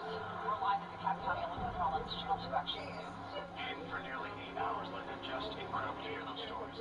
Chief Meteorologist Glenn Burns down to kind of talk about what we saw. And Glenn, after days of rain and then the wind, those trees probably came down pretty quickly. Yeah, I warned you for days about that and what we're going to be dealing with here. We've had over 130% above normal in the rainfall department in December. A lot of rain. The soil can't handle any more moisture. That's why I said when these winds come up, we're going to see these trees going down, and one by one they began to topple. Look at the wind speed gust forecast. This is what I have so far today. 56 miles per hour up there around Lake Lanier, Gainesville, over toward Cumming. 48 mile per hour wind gust in Calhoun. Atlanta's Hartsville, Jackson having had a wind gust of 51 miles per hour last night. 30 mile per hour gusts here in Griffin, 31 in Eaton, 32 mile per hour winds here in Carrollton. And the winds have certainly subsided. We've had a lot of snow up in the North Georgia mountains, over 4 inches in some areas of those higher elevations across Fannin County, across northern Gilbert County, and even out in the western suburbs of Atlanta, Paulding County around Dallas, picked up about a ½ inch of snow. There's another risk for a little wintry precip along with some more rain. That's coming up in my full forecast in just a few minutes. All right, Glenn, thank you. Now, some communities in our area woke up to this snow. Take a look at what we saw this morning in Fannin County. It's Blue Ridge. People's front yards covered in the white stuff. We'll head back up there to see how the town celebrated the snowfall, and one family who drove up just to take a look. We'll have that story in 10 minutes. But the weather is also causing some closures at COVID-19 testing centers. The DeKalb County Health Department says the North DeKalb Health Center on Claremont Road is closed today because of high winds. That one's in Chamblee. And the testing center at Greater Piney Grove Baptist Church on Glenwood Avenue is also shut down for the day. Now, weather also played a role in delays in North Fulton County. The testing site on North Point Parkway in Alpharetta delayed opening until this afternoon. Crews needed to get in there and take time to clear the storm debris. But as you can see, plenty of people showed up to get those tests. Yes, they did. So the city of Atlanta has a new mayor. Andre Dickens took the oath of office at a frigid inauguration ceremony at Bobby Dodd Stadium. Channel 2's Richard Elliott live now in Northwest Atlanta with more on the new mayor's goals, and several of them are actually intertwined, Richard. Yeah, the Buckhead Cityhood movement and the crime wave are really kind of intertwined. The very first thing Mayor Dickens talked about today was reducing crime by doing things like adding thousands and thousands of street lights around the city like these around Rodney, Cook, Park, in historic Vine City. But he was most passionate about keeping Buckhead in Atlanta. So help me God. So help me God. Congratulations, Mayor Andre Dickens. On a cold and blustery afternoon at Bobby Dodd Stadium, Andre Dickens took the oath of office to become the 61st mayor of Atlanta. It's cold. I have on my ski clothes. Hundreds of people braved the frigid temperatures to attend the outdoor inauguration. Tiffany Neville and her friends used to work with the new mayor and wanted to support him no matter what the temperature. I am from Ohio, and I had to do the assignment. Even Mayor Dickens joked about the cold. No one should ever call us hot Atlanta again. Dickens went on to lay out his vision for Atlanta, starting with solving the crime issue plaguing the city. He promised to hire 200 new officers, install 10,000 new streetlights and cameras, and offer more recreation options and job training for young people. I want to see our city be a place where little kids can play outside without being afraid of getting shot by a random bullet. The crime issue is helping drive the Buckhead City movement, an effort by some to break away from the city of Atlanta. Mayor Dickens saved his most passionate words for Buckhead residents. We don't need separate cities. I said we don't need separate cities. We must be one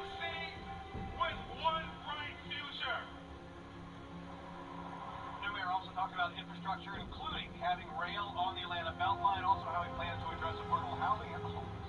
We are live from West Atlanta, Richard Elliott, Channel 2H. A lot of issues to tackle, Richard Elliott, live for us. Thank you. Outgoing Mayor Keisha Lance Bottoms released a video message for Atlantans Sunday with a note on Twitter saying, "For everything, there's a season and a time for every purpose under heaven." Sometimes we get knocked down, but each and every time, we've always gotten back up and we stood even taller. I'm just trusting and believing that the next is going to be even bigger and better, whatever that next may be. So I just thank you all. Little clip right there. You can watch the full video of her message on WSBTV.com. A federal judge has ruled President Biden cannot require teachers in Head Start early education programs to be vaccinated against COVID-19. The Louisiana judge said the Biden administration bypassed Congress. Head Start is a federally funded program for kids under 6 from low-income families, and Georgia was among the states that it sued. Whether your thing is building snowmen or maybe you like a good old-fashioned snowball fight, Blue Ridge is certainly the place to be today. New at 5, a man who was attacked and left for dead on railroad tracks, making a remarkable recovery. It's a total blessing. The doctors, as you know, did not have a good prognosis at first. And now he's speaking only with Channel 2 Action News about what's next. Plus, Cobb County administrators plan to bring students back into these schools on Wednesday, but teachers and parents tell me they're concerned about safety. Closed captioning sponsored by Morgan & Morgan, America's largest injury law firm. One of the things that we're able to do with our live radar and severe weather coverage is give people an earlier warning. We know how to track these storms down to street level. We can predict their arrival in your neighborhood. The measurement for success in severe weather coverage is, did we prepare our viewers? Were they warned ahead of time? Not only the technology that we have, it's the ability and the experience to use it. I think we really save lives. We know how to prepare our viewers, and our viewers really respond.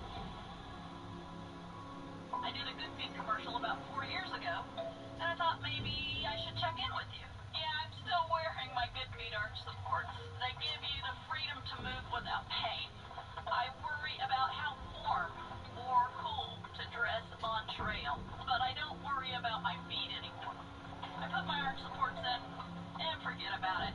I'm Dieter Haven, and this is still my Good Feet story. You too can get back out there with arch supports. The Good Feet story.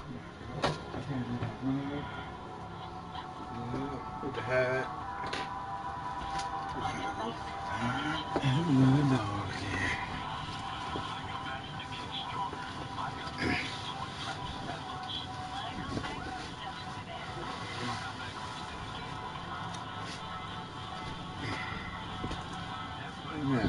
Oh, there you go.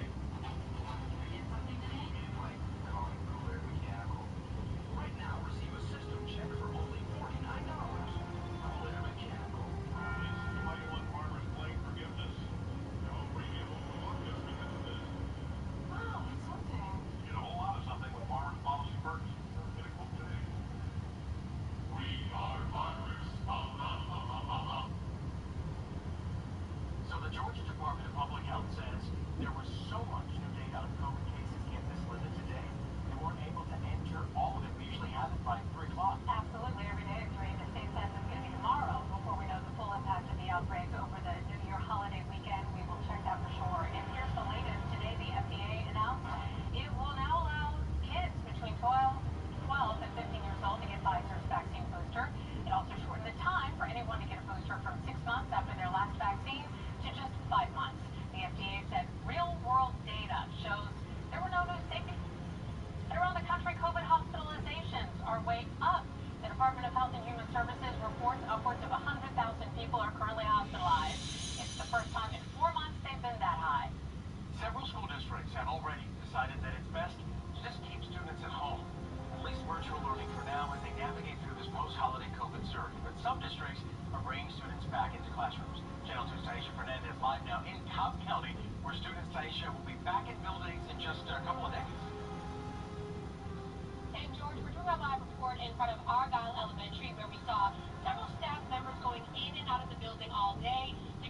are hundreds of students coming back here on Wednesday, although many teachers in this district don't think in-person learning is the right thing to do right now. They do everything, so whatever they're most comfortable with, I think, is only fair. And many teachers aren't comfortable going back into these classrooms on Wednesday, and they're not comfortable voicing their concerns about it on camera. So people in the co-op community are speaking up for teachers. They know their kids the best, what's going to be comfortable for them. I always think falling with the teachers is going to be the way to go. I spoke to 3 different teachers who work in different co-op schools. They had a faculty meeting Monday morning. They said if there aren't enough teachers to cover classes this week, administrators will use co-teachers and subs to cover. I reached out to co-op administrators and asked if this will create a problem. They said no, they will continue to be focused on teaching and learning, and they don't anticipate any significant changes. We spoke to a 7th grader, Sophie Rodriguez, who said she's not really worried about COVID. She's looking forward to going back to school on Wednesday. I'm just worried about my education because, going back online, it's a little more difficult, to focus. Now, that student went on to say that if the cases get out of control, she does think that everyone should go back to virtual learning. Now, parents I spoke to today think that that's the tricky part, because if Cobb decides to go back and go to virtual, he'll have to find childcare. We're working on that story right now for Channel 2 Action News at 6. We're live in Cobb County in the Inferno. Oh, so you got power. And that's exactly the thing. It's such a delicate place that we see plan deportation. Thank you. So I want to go ahead. Come on, son.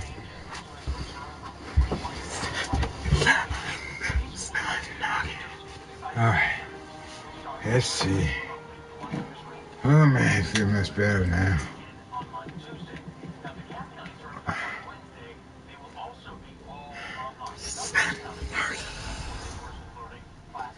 Oh man. United States. Now shut your motto.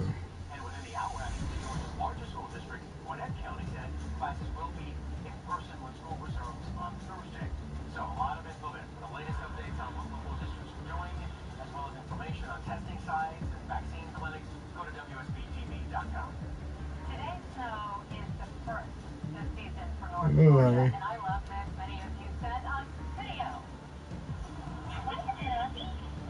Ah, yeah. That feel weird. I joined the Navy in 1940.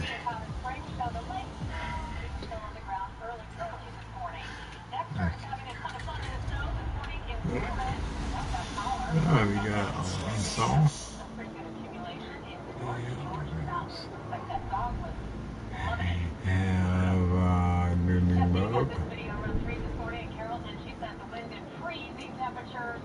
New York, Nuremberg, Queen Elizabeth.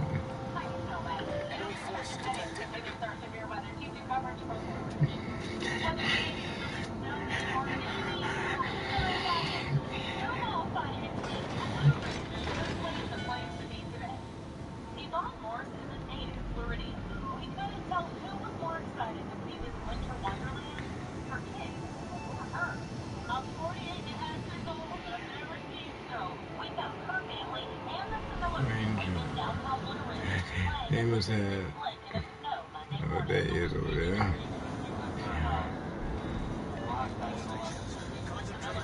USS California must be destroyed.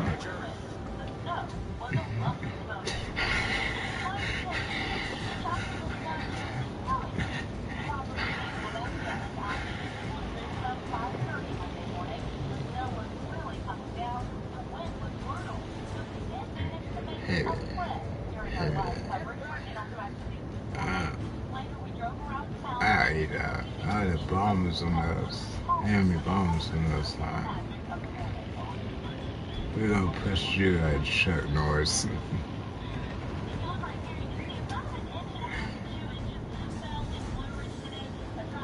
Yes, come to me, California, or you can go to your doom.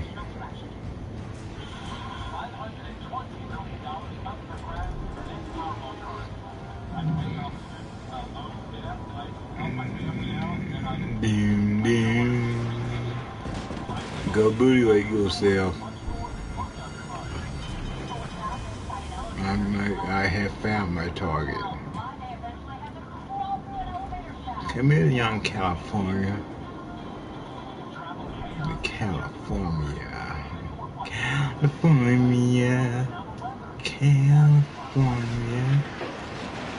My mother could shoot better than that, and my mother was a saint.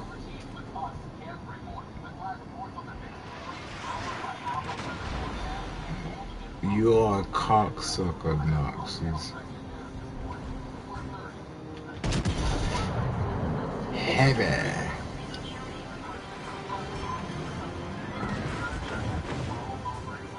We got the freaking heavies. Listen up, boys. They'll destroy her now.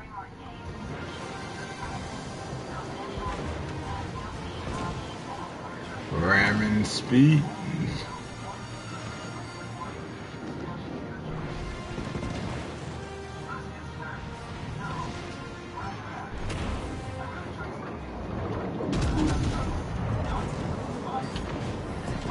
Die, you Nazi.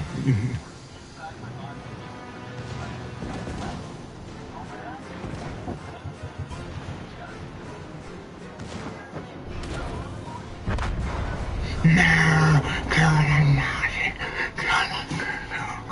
Nazi. Nazi now. Carry him now. Carry the California now. Carry him now. Don't let him escape. Don't let that cocksucker escape. That cocksucker escape. Cocksucker escape.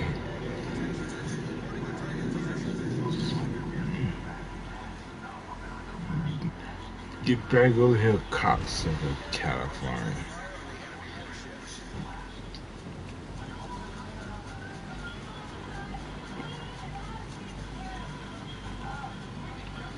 No, sure I'll wash it.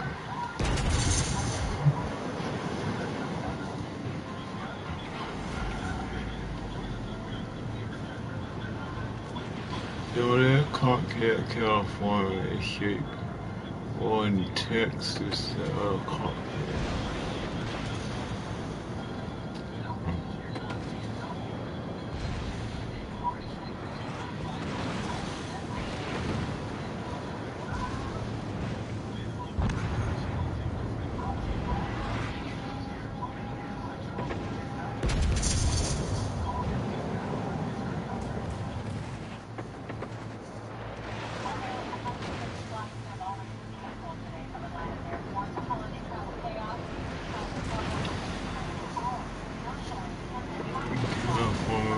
Not when it's a war. Requesting fire on the designated target. California must be pimp slow. For the heavy to be on California decks.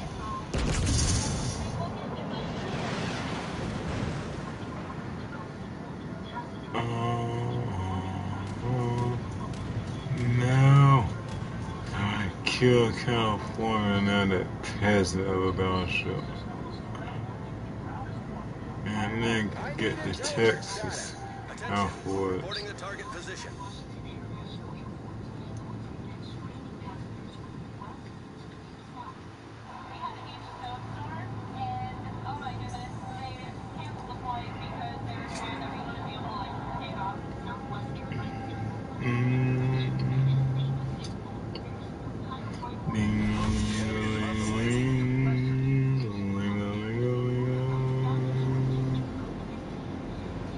But destroy the California.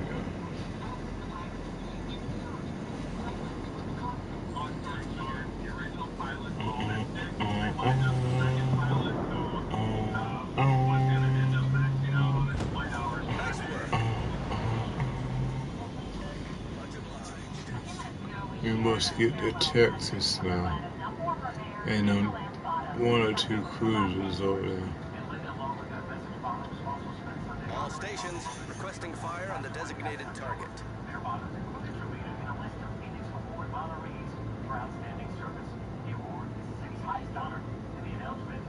Concentrate fire on the enemy warship.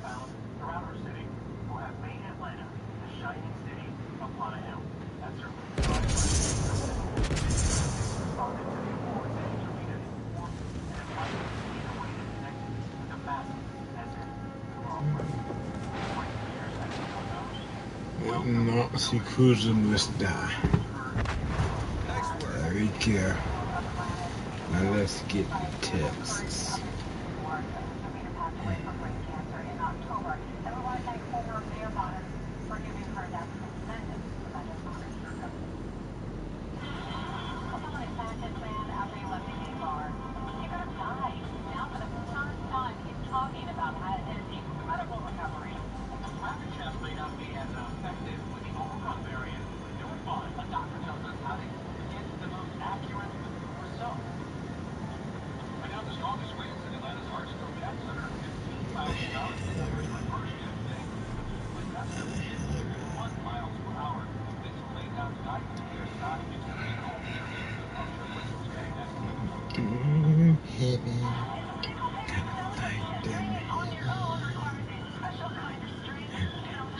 Taxes.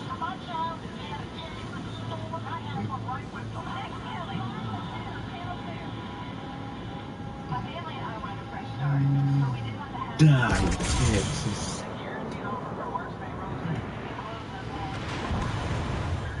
There we go.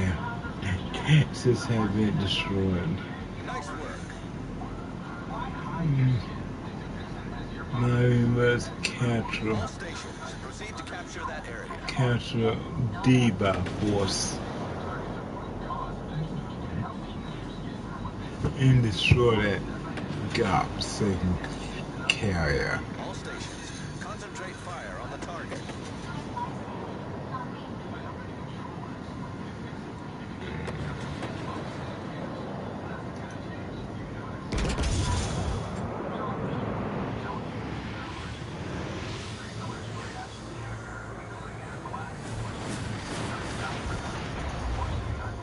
Nice work. There we go. Let's win the war.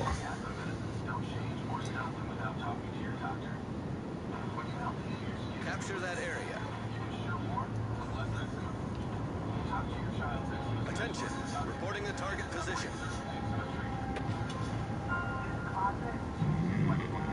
We must get the war spike. And also capture that area. Blow that destroyer out of the water.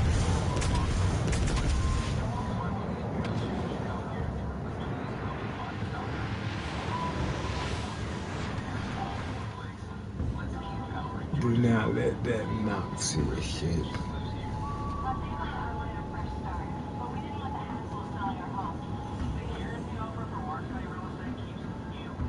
I need intelligence data. Concentrate fire on the enemy warship.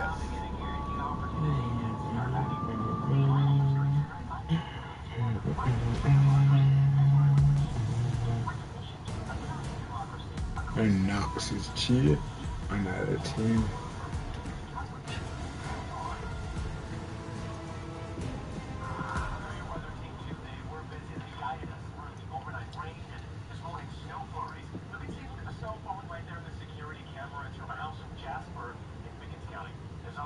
The house of what you say, Jasper.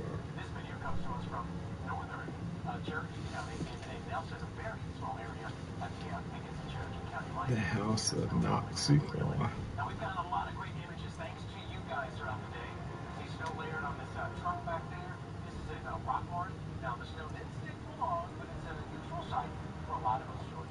Chief Meteorologist Glenn Burns is here now to talk about this unusual sight. Yeah, it was beautiful when the snow was coming down. And Glenn, we're going to be able to wear our mittens and gloves and winter coats. It's going to be cold tonight. For the foreseeable future, you'll be wearing those. Yeah, we have had our last snowfall that was in Atlanta. That was back, I think, January 17, 2018, about 2.5 inches of snow. It's been a snow drought since then, and we really don't see anything of the offing here that would suggest any kind of a winter storm heading our way. Although by Thursday, some of us could see more snow. You see, we're gonna have to reach for 34 Carrollton, 34 Canton, 34 Clairsville. next A warm spot this afternoon. All of that compared to this time yesterday. and Raiders. 25 degrees colder degrees colder in Athens and 16 degrees colder in LaGrange. All right, let's check it out. Here's the forecast as we go through the overnight hours. We're going to be in the low to the mid-30s through early part of the evening. By 9 o'clock tonight, still freezing temperatures here in the western suburbs. About 27 around Blairsville in the North Georgia mountains. Pardon you, then toward 11 o'clock, we're at or below freezing for most of northern Georgia. Nice to see the sunshine returning late this afternoon. Here's that storm system that gave us the snow during the overnight hours. Now heading north into the Appalachian North Carolina. Tight and cold Arctic high pressure settling in with us very cold northerly winds. Slap the nuts. Continue to move into northern Georgia through the overnight hours. By morning, we're 30 in Atlanta at 6 degrees below average at this time of the year. Western suburbs, mid-20s, low 20s in the northeast Georgia mountains. High temperatures tomorrow afternoon, rebounding a little bit warmer than today. We get up to 49. That was at midnight. We've been falling ever since. Mid to upper 40s tomorrow afternoon. Now, the air's going to be very dry. You may be cutting down with this Arctic high pressure very, very close.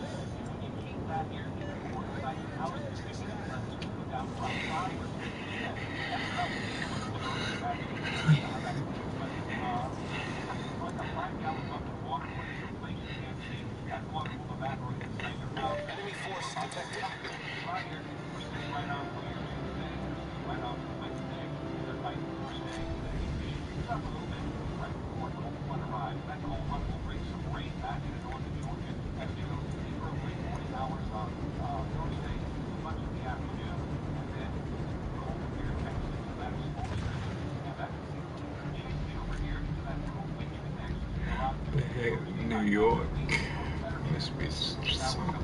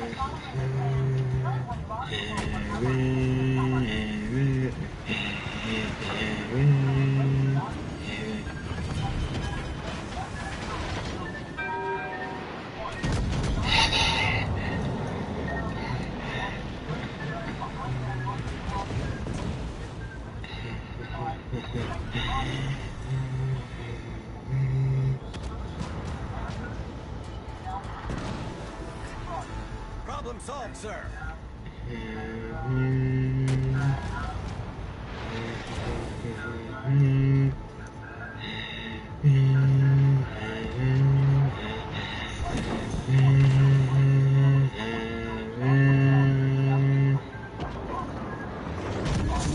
Fire where the hell is.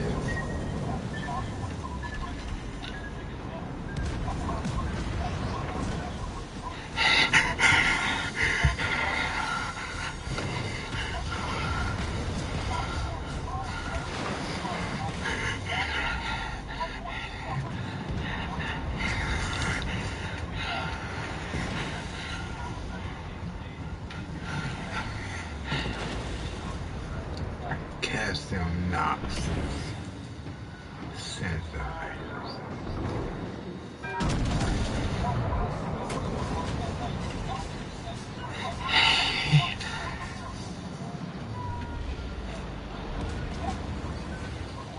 Death to the heavens.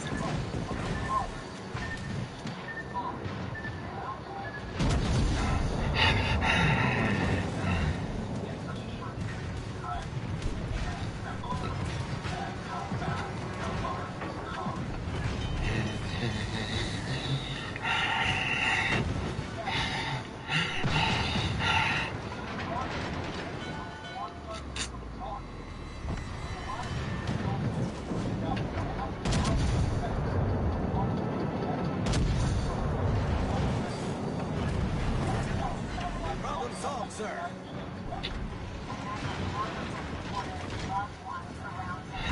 and keep pushing the headers.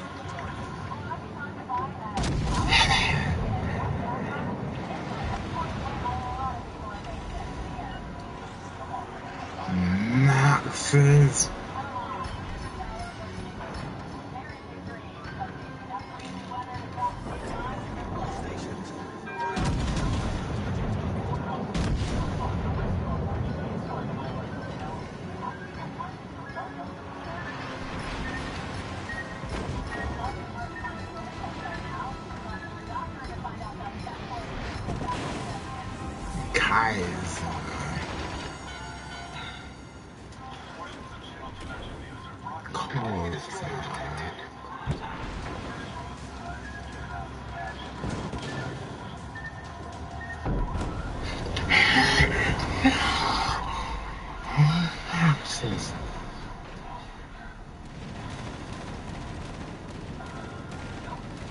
Destroy that cruiser one.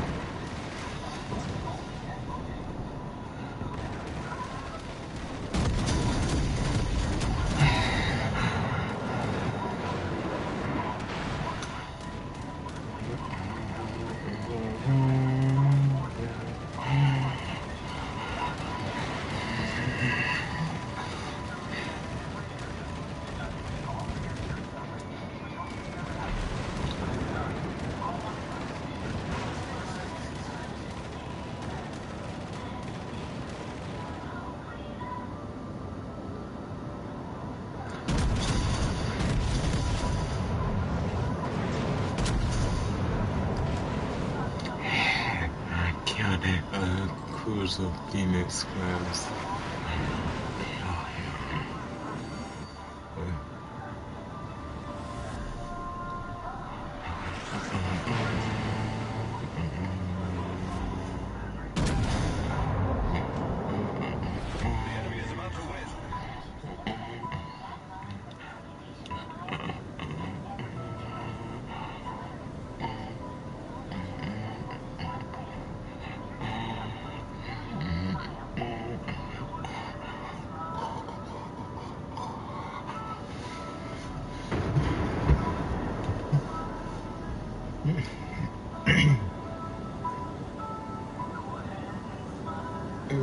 Death to the Nazis.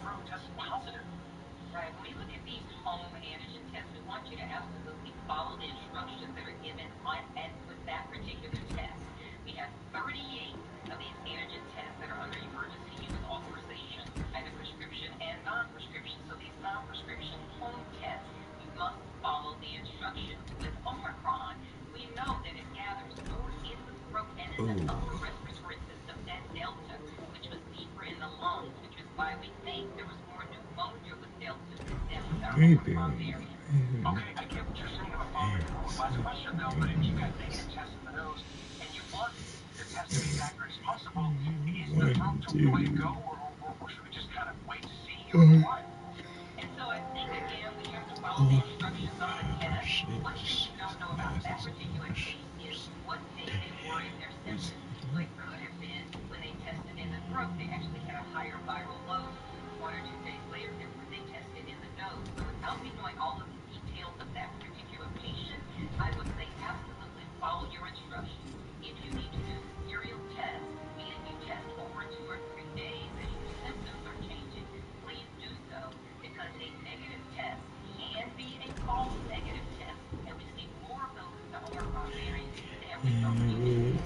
Dr.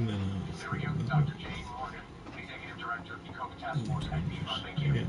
Thank you.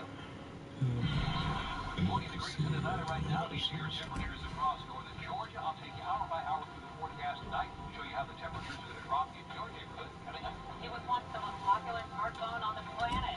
Starting tomorrow, BlackBerry will no longer make calls. Alabama residents are pouring over the Georgia state line to buy Powerball tickets this day, but I'll tell you why many have much more than money on their minds. If your shower or bath is in desperate need of replacement, you're going to want to stay tuned. Because today we're going to show you how West Shore Home can solve all of your shower or bath problems with their one-day installation. That's right, Joe. So let's head out and take a look at what we're working on today. So this is common for a lot of the households that we come out to. It's the fiberglass shower and tub unit with a lot of exposed space up there at the top. You can see where that paint is peeling. That's because when the water hits it, or the condensation builds up, that's when we start seeing those kinds of problems. Yeah, this space definitely needs some help. So how's West Shore going to fix it? So we'll be installing a brand new beautiful walk-in shower, complete with shower doors, new fixtures, and accessories. And the best part is, we're going to take these walls all the way up to the ceiling. So this homeowner is never going to have to deal with something like this again. Sounds like a plan. Can't wait to see it.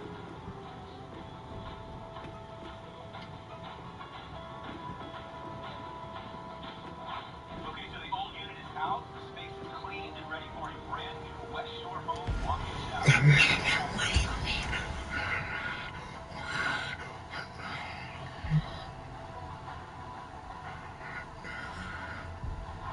Wow, this space is amazing.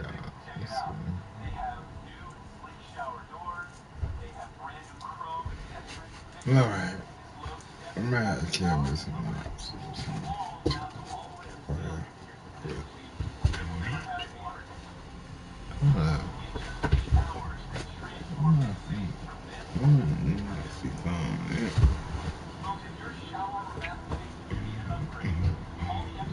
Cheese.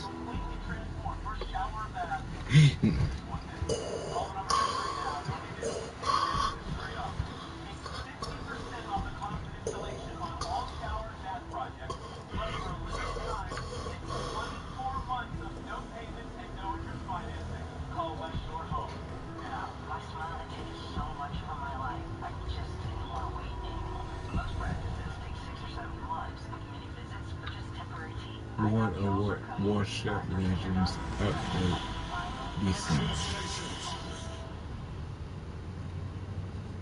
Lots of people already trying to check off that New Year's resolution. You know,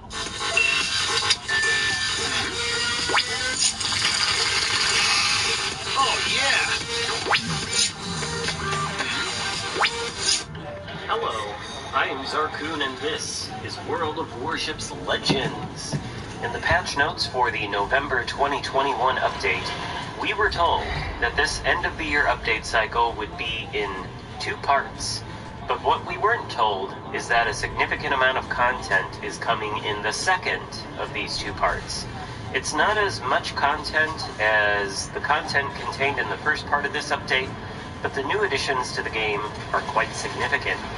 Before we get into these new additions, a reminder that the Origin of Wisdom campaign, for which the Tier 4 French destroyer Sirocco and the Tier 7 German cruiser Mines are the reward ships, is still ongoing. Furthermore, if you've fallen behind on any of the milestones for this campaign, you still have time to catch up.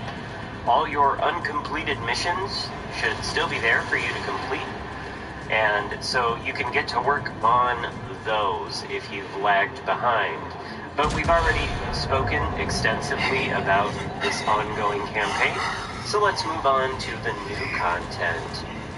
First up, a tech tree line of Pan-Asian destroyers is arriving. This new line comes with 2 new dedicated Pan-Asian destroyer commanders whose names I can't pronounce, and I'm not going to attempt to pronounce them. The first commander has a base trait called Tin Opener, which improves armor-piercing shell ricochet angles by up to 8%, meaning you can deal damage with AP shells against more heavily angled enemy ships. And the patch notes don't say that this base trait is exclusive to destroyers, so this AP shell buff may be applicable for all ship types, and that is quite interesting indeed. The first commander's unique third row skill is called Knuckle Duster, which increases damage to enemy ship engines and rudders by up to 10% and reduces the detectability of your torpedoes by up to 25 meters at the expense of reduced damage. The second commander's base trait is called Quantum of Solace, and it increases both torpedo damage 3%. This James Bond base trait guy also has the unique third row Knuckle Duster skill, and since the Lo Yang is a Pan-Asian destroyer, anyone who got that ship from the last campaign will now benefit from having 2 dedicated Pan-Asian destroyer commanders to use, and both of these have interesting base traits that might be useful on other builds. As for the line itself, the Pan-Asian destroyers will be bringing a new mechanic to the game: deep water torpedoes. The concept of these torpedoes is simple. They travel deeper under the water than regular torpedoes, and as a consequence, they are significantly stealthier and can only hit enemy ships with deeper drafts. In other words, these torpedoes can't damage enemy destroyers, but they can damage everything else. They also have improved flooding chances compared to normal torpedoes, but that is not the only gimmick this line has. The Tier 6 Gajamada and Tier 7 Xian Yang can both trade smoke generator consumables for radar consumables, although I think these radars will probably have significantly less range than the Orkun's 9-kilometer radar. We'll see. As far as the notes say, this isn't an early access line, so we should be able to start grinding these destroyers as soon as the patch is live. Moving on, we are getting 2 Bureau projects, one of which yields a new legendary tier ship, finally. The ship is USN Battleship Montana, essentially a souped-up Iowa with an extra turret for a total of 12 16-inch guns. Hopefully Wargaming loans the CCs this ship for testing and previews, because I'll be very excited to make a video with it.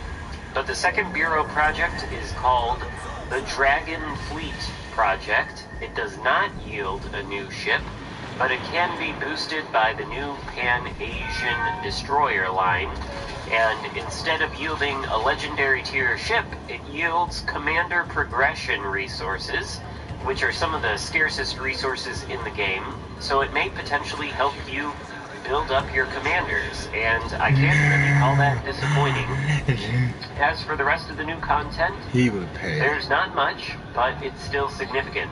First is Ranked Season 20, featuring Tier 5 ships and, well, there's no easy way to say this, aircraft carriers. Yes, CVs will be playable in this upcoming ranked season, which may well mean I don't play this upcoming ranked season at all. We'll see, but I do not think CVs belong in a competitive game mode because they simply enjoy unfair advantages over surface ships, and there really is no counterplay versus them. Disagree with me on this point if you want in the comments, and thumbs down the video if you're a dedicated, passionate CV captain. But in my opinion, this is not a good thing. I think ranked should be left exclusively to surface ships. We'll see, and maybe we'll cover the ranked seasons featuring carriers. But speaking of surface ships, a new Tier 6 Premium is set to debut this update. French battleship Strasbourg, which is a Dunkirk-class battleship that gets access to the main battery reload booster consumable. I really hope this ship is not squishy as hell and coated in overmatchable 25 or 26 millimeter armor plating everywhere, because that won't be great at Tier 6, but I suspect that is in fact how the ship will be, and Yes, that'll we make it want an more. exceptionally squishy battleship, but maybe it'll get good concealment and reward careful play and the use of the main battery reload booster as compensation. We will see when we get the ship. That's pretty much it for the update, though. I told you there wasn't a lot of content. Only 2 more little tidbits left. Some collaboration items are returning, namely the Godzilla vs. Kong items and the Arpeggio of Blue Steel Ars Nova Weave stuff. So anyone who wanted that stuff and missed out on it, you'll have a second chance to get it in this update. In closing, I'm glad we're finally getting a new legendary tier ship, although I wish we were getting more, but I can't complain about a Bureau project that doles out commander progression resources. Not thrilled about CVs in ranked. Iffy on the Strasbourg as a premium tier 6 battleship, but I'm very interested to grind the new Pan-Asian destroyer line, as well as buff and test out the new Pan-Asian destroyer commanders on the new line and on other lines. Feel free to let me know what you think of the update in the comments. I didn't really realize all this new content was coming, so I didn't arrange my work schedule to facilitate streaming on the Monday when it drops, but I'll try to manage something in that department. But really, that's all there is to say for this update. Pretty short talk here, not a lot of content to cover, so be sure to give the video a thumbs up before you go. Subscribe to the channel if you haven't already, and of course, if you want to read the patch notes for yourself, there should be a link in the description. Thank you so much for watching. I'll see you next time. Goodbye. What does it feel like to customize your car insurance with Liberty Mutual so you only pay for what you need? Just like this. Liberty, liberty, liberty, liberty. Only pay for what you need. Liberty, liberty, liberty. Hello everybody and welcome back to World of Warships Legends. My name is Spartan Elite 43 and tonight we are back on the path to the Bismarck. And we are at tier 6, which means we get to take out the Gneisenau. So, with that being said, look at our commander. We are running Henry J. Hyde with Andrew Cunningham and Franz von Hipper. We are running Flammable Cannoneer, Aladad, Marksmanship, and Master Mechanic with the Fight Fire with Fire, a legendary perk. Our equipment is Aiming Systems Mod 1, Propulsion Mod 2, and Target Acquisition Mod. We are fully upgraded. For the loadout, we are running the Spotter plane, and this is how long it's been since I've played the Gneisenau. Like, we're still using the beta test flag, but we'll go ahead and swap that over to the created contributor. But we are running Type 3 camo. We're not running any other boosters. Stats, we have 61,340 hit points with a 22% chance, or 22% damage reduction. We have 380mm 52 caliber main guns that reach out to 17.4. You have 6 of those, by the way. Yeah, you got 3 double turrets. It's not good. Reload time, though, is 26 seconds, which is pretty decent. 180-degree turn time, much better than 51 seconds on the Bayern at 36 seconds, which is nice. HE shell damage is 4,400 with a 34% chance to set fires. Max AP shell damage is 11,600. You do have some secondaries, but they are 128mm guns. You have 22 of those that reach out to 6.4 kilometers with this build, reload in just 4 seconds. They have a 1,500 maximum damage, and they have a 5% chance to set fires. Torpedoes, the really only good thing about this ship. You have 6 torpedoes, 1 launcher, 1 triple launcher on either side of the ship. They are 533mm. They reload in 68 seconds, which is great. 180-degree turn time is just 6 seconds. Maximum torque damage is 13,700 with a 1.3 kilometer detectability, 6 kilometers of torque range, and 64 knot torque. So pretty mediocre torques all the way through, but it's nice to have them on a battleship.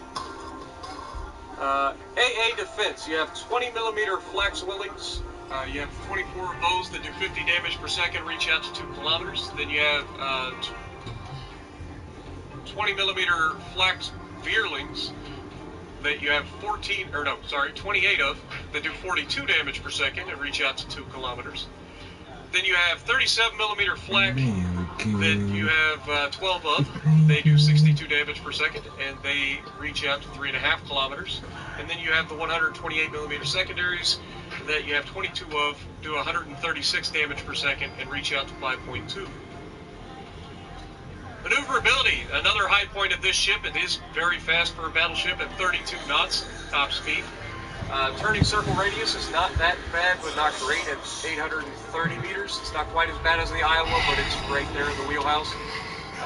Rudder ship time is 15.4 seconds, so a little on the slow side. Concealment. Detectability range by sea is 14.2 kilometers. Detectability by air is 11.7. Guaranteed is 2 as always, and the detectability while firing its smoke is 13.4 kilometers. Armor.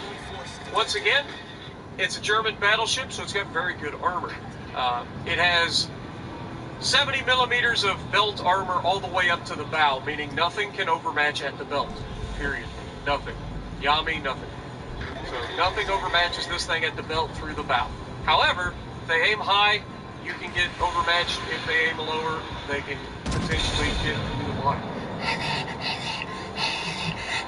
But most things that you have to worry about at Tier 6, you don't have to worry about when you're bow tanking in this thing, which is good because you're almost always going to be bow tanking in this thing because there's really no reason to want to try to get that third gun involved when it's just two more shells. So keep that in mind. Plus, you have torpedoes, so you want to close the distance if you can. By not throwing your ship away, by the way. Don't throw your ship away just to try to get torpedoes. Anyway, in Eisenhower, let's see. Our Citadel goes from in front of the front gun all the way to behind the rear gun. But, again, you don't generally have to worry about that. Even if somebody catches you angle, the likelihood that they end up hitting that Citadel at this sort of an angle before that gets to the belt armor is slim. Plus, it's 70 millimeter belt even up here, so there's a good chance that you can deflect rounds even through the bow. But other than that, I mean, it's a solid armored ship. It's a freaking German battleship, so it's got armor. Ironclad, above average armor thickness, greater resistance to all form of armor penetration. Secondary reach, above average secondary battery range. But modest guns. The ship is armed with low caliber main battery guns. They're not really. They're 15-inch guns. They're fine. Good night note. A high-speed battleship that was close to the battle cruiser tank.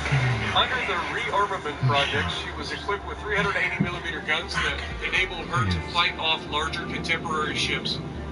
Among her drawbacks were her small number of main guns and weak horizontal armor. She entered service in 1938, and there were 2 of them in the series. So yeah, she doesn't have a very good deck. And because of that, the Parseval rips these things apart. So keep that in mind. But let's take a look at her. Again, I love the look of it.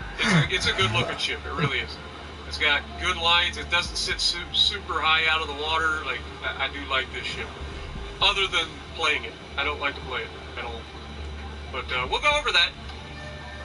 But we have a double feature for you guys. So with that being said, let's get to the gameplay.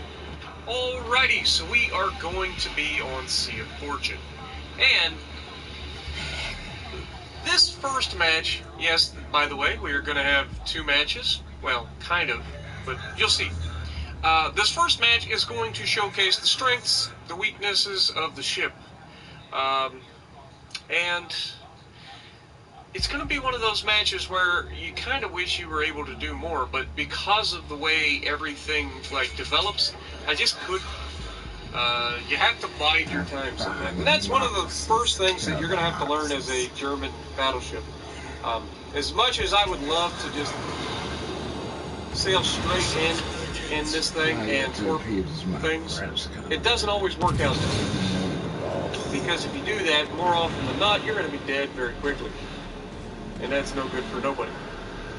But It's also going to showcase that aircraft carriers just don't belong in the game. And I'm also going to showcase why the just dodge does not work. Okay? And so get ready for that. That's coming real quick. But either way, we're going to push forward. One of the beauties of this ship is its speed. Being able to maintain your speed at 30 knots plus in a battleship. Fantastic. But the other side of it is you can actually get yourself into quite a bit of trouble really easily because of the speed. Now look at this. I can barely hit this North Carolina at 17 kilometers. It's one of the downsides of this ship. It doesn't have very long range. And we still managed to overshoot it because he turns in. But we're getting attacked by torpedo bombers. And so I am forced to turn in towards the torpedoes to avoid them. And I do manage to avoid them, but the broadside of my ship wishes I hadn't. Because I just lost over a third of my hit points trying to avoid torpedoes that likely would have only done, oh, what do we say? 3 good torpedo hits, we get a flood, we probably get 12,000 damage. Okay? Had I taken all 3 of them. So, I don't like having carriers in the game because they force you to do things to avoid them and then you leave yourself open to attack from other people.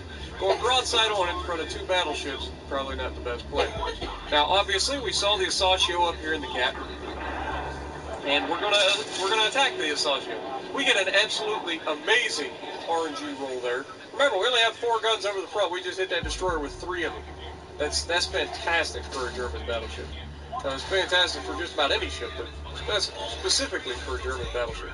Now, you can see that the Colorado's shooting us from across the map. That's not preferable. We've got the Asashio in front of us. We have the North Carolina, the Boise, and a Gneisno over here on this right side. So that limits what I can do. If it wasn't for the Asashio, maybe I could potentially do a little bit more here, but I can't really do a whole lot. So we take a shot at the Gneisno here. I thought we were going to be able to do something, but unfortunately, I think those shots actually go through the island, which is why they did nothing. But yeah, there's nothing we can do about that. But this Gneisno is going to showcase why just sailing broadside to everybody, trying to close the distance, is just a dumb play in a German battleship with torpedoes, because everybody knows what you're doing, and so it's very easy to counter you. We stay bow tanking you, we get our guns off, and we're going to be hitting this guy for quite a bit of damage every time. That was, what, almost 10K right there? We're up to 19,000 damage done. And these guns reload relatively quickly. And so he's going to stay broadside to us for some reason, and we're going to once again make him pay for it. Now, I'm not going to lie, the Iowa behind me starts to irritate me quite a bit, because this man, I don't know, I just don't feel like he did a whole lot for the team in this one. I know he's obviously shooting at the battle-tanking North Carolina over there, rather than shooting at the Gneisno, who's broadside, but why would he make, you know, and the same thing goes for the Akatsuki on the right side. This Akatsuki, God only knows what's going through his brain. I don't understand why, oh my God, that dispersion is beautiful. And we get another absolutely juicy shot. And I was actually getting really good RNG in this match for this. Well, for now. But he actually hits us back quite hard.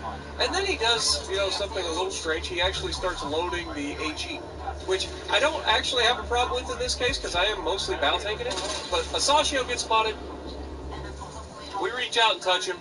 We're going to be turning in to avoid these torpedoes as best we can, and we do manage to avoid all of the torpedoes from the Asashio. Now remember, Asashio gets a reload booster, so we've got to keep that in mind as well.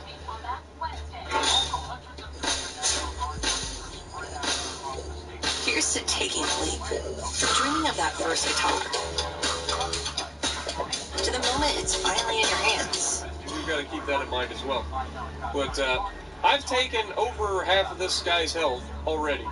And now the German battleship dispersion is going to rear its ugly head as we try to hit this Asashio again. And this time the shells go literally on both sides of the ship and avoid hitting him, which is frustrating. but it happened. Now, we are the only one that has shot that Assange. The Iowa didn't shoot at him. The Akatsuki didn't shoot at him. The Akatsuki is literally firing his guns in open water against the Gneisno. I don't know why. Like, I really don't. Other than the fact that he clearly can't torp anything.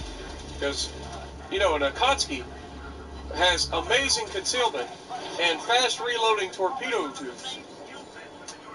Why are you not utilizing them? You know what I'm saying? But again, I don't understand people's decision making. I just try to laugh at it when I'm watching in retrospect. It's not very funny in the moment, but it's pretty hilarious when you watch it back. Now, Boise starts setting me on fire. Again, this is the problem. So I've got Gneisno shooting HE at me from the front. I've got North Carolina waiting for shots at me. I've got the Boise waiting for shots at me. I got an Asashio out here launching torques at me, and I got a freaking Colorado waiting for a crossfire opportunity if I back up. So I'm kind of stuck. I don't have a whole lot I can do here. Gneisno, I just put out the fire. Gneisno shoots HE at us again, and I'm hoping to God that he misses, but he doesn't manage to miss. He actually knocks out one of my torpedo tubes temporarily. But we get a decent hit on him that time, and we're going to go ahead, reverse out, and try to get the rear gun on him as well. I mean, he's shooting HE. I'm not too worried about him getting a full broadside off at this moment. So I'm going to try to end it. We get the rear guns off, and then the front guns back off, and we're going to actually put a hurting on this man. And you can see the guns from the Akatsuki actually can do damage to him, which isn't the issue. Like, I don't have an issue with him doing damage. Like, he's going to be able to do damage if he shoots superstructure with his HE. But is that really what you're relying on? He's launching torpedoes from too far out. He's either widespreading them or they're just spreading out too far because he's launched them from too far. But either way, he manages to take down the Gneisno after we took all the help on him. So, at the end of the day, it's, you know, it's not too bad. He's alive. The Gneisno isn't. The Asashio actually comes back in and finds our other Akatsuki that we have on our team. And our other Akatsuki, once again, opens fire, which is the absolute right thing to do in this case. Starts shooting that man. He has half his health. You can easily remove him, and he does. So very easy kill for him on that sense, because we took, again, over half the man's health. So it was a very easy kill for our Akatsuki. Remember, the Japanese HE is fantastic. Even on the destroyers, it is fantastic, especially against other destroyers. It is nothing for a Japanese destroyer to be hitting other destroyers for 3K a pop, 2,500 to 3,000 damage per salvo. You don't have the fastest fire rate, but you daggone sure have a hard-hitting gun. Now, we're at 50,000 damage, and now I see an opportunity for us to start moving up. The Asashio's gone. Our guys captured Charlie. Our guys have already sealed the left side of the map. And the Hood, who was being focused by the aircraft carrier in this one, is moving up with me. The Iowa, I don't know what he's been doing, other than he was obviously shooting at the North Carolina for the entire game, but good lord, dude. You're in Iowa. It's tier 7. We're in tier 6s. Move up. Use your advantage. But what do I know? It's not like I know what the Iowa's like or anything. But, again, I'm not here to make fun of the teammates or anything. It's just that you question these decisions when you're watching it back. Like, okay, you're in a top-tier Iowa. Why are you, like, hiding? You should be out flexing on these guys. They can't hurt you. Like, they really can't hurt you. The only thing that could hurt him is the Asashio, and the Asashio's gone. Meanwhile, I've got the aircraft carrier over here back on me again, and this time we take all 3 torpedoes. And we are forced to damage con because of it, because of course he gets a flood, and we are going to try to hit and finish this North Carolina. So this is what the Iowa has been doing the entire game, shooting at this North Carolina at 15 or 16 kilometers over a mountain, rather than pushing up and trying to create crossfires. Now, obviously somebody just hit the North Carolina, whether it was a bomb from the carrier or what, but somebody just hit the North Carolina harder than we did. And so North Carolina is not long for this world. And once again, our destroyers, of all things, are actually going to reach out and touch this man with their HE and finish him off. And it's a good play. Fantastic. battleships should not have to finish guys with no health, like just straight up. And that's not me as a battleship saying we want all the health or we want all the damage. It's just logically speaking, you want an oh god, come on, and of course it causes a flood. Of course it causes a flood. Why wouldn't it cause a flood? So on back-to-back torque drops, he gets a flood, right, from an aircraft carrier. Now here we use the rear guns to swing out and hit the Boise. We're going to try to do as much damage to this Colorado before we succumb to the flooding. 17 seconds until we get our damage con back. That's a lot of flooding damage. Now this Colorado, to his credit, obviously is aware of the torque launch angles of the Gneiseno. And while I just swung out and shot at the Boise, I citadeled the Colorado with the front guns, and I torqued on the Colorado's course, and he immediately threw that thing in reverse and is able to come to a stop and avoid those torpedoes, which was a fantastic play by him. Meaning we end up finishing this game with just 81,000 damage, which is not a lot of damage at all. And it's not normally a game that I would showcase, but it does showcase the ship pretty well. And now this Iowa, once again, is going to showcase just complete inability to understand what he's fighting and how he should fight it. And this Iowa's just getting shredded. Just shredded. Now he is healing some of his health back, but between the carrier and the Colorado, as soon as the Colorado gets a solid angle on him, he's going to be able to punch through, and he fired the front guns at him, and the Iowa does what the Iowa does with its side armor is actually fairly good. But he gets that second turret loaded, and it's at a steep enough angle that he's able to penetrate. And down goes Iowa. Now it's a 3v3, one carrier and a battleship versus, well, one carrier, a battleship, and a destroyer versus two battleships and a carrier.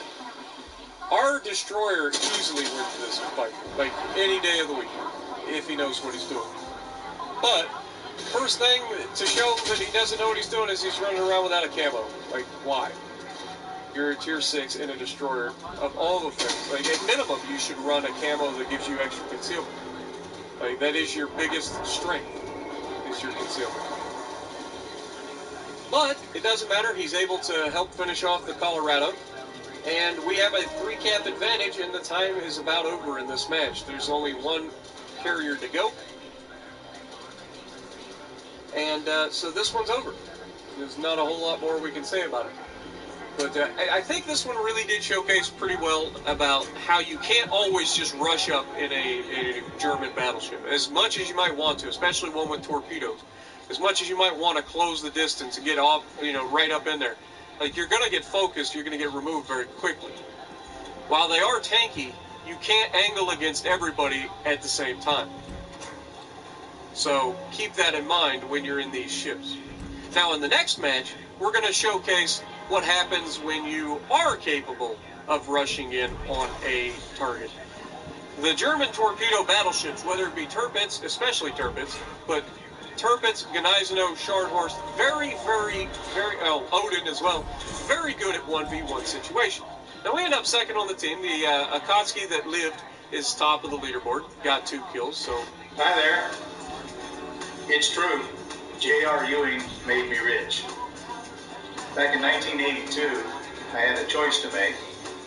I had a choice of whether I would watch Dallas on TV, because J.R. Ewing was my hero. He gave me hope, because I was broke, clueless, 35 years old, and lost, sick and tired of working in the service. In the Akatsuki that lived is top of the leaderboard, got 2 kills, so more power to him. I forgot to cut this off the end of the match. That's fantastic. But it's alright. It's only a short amount of time.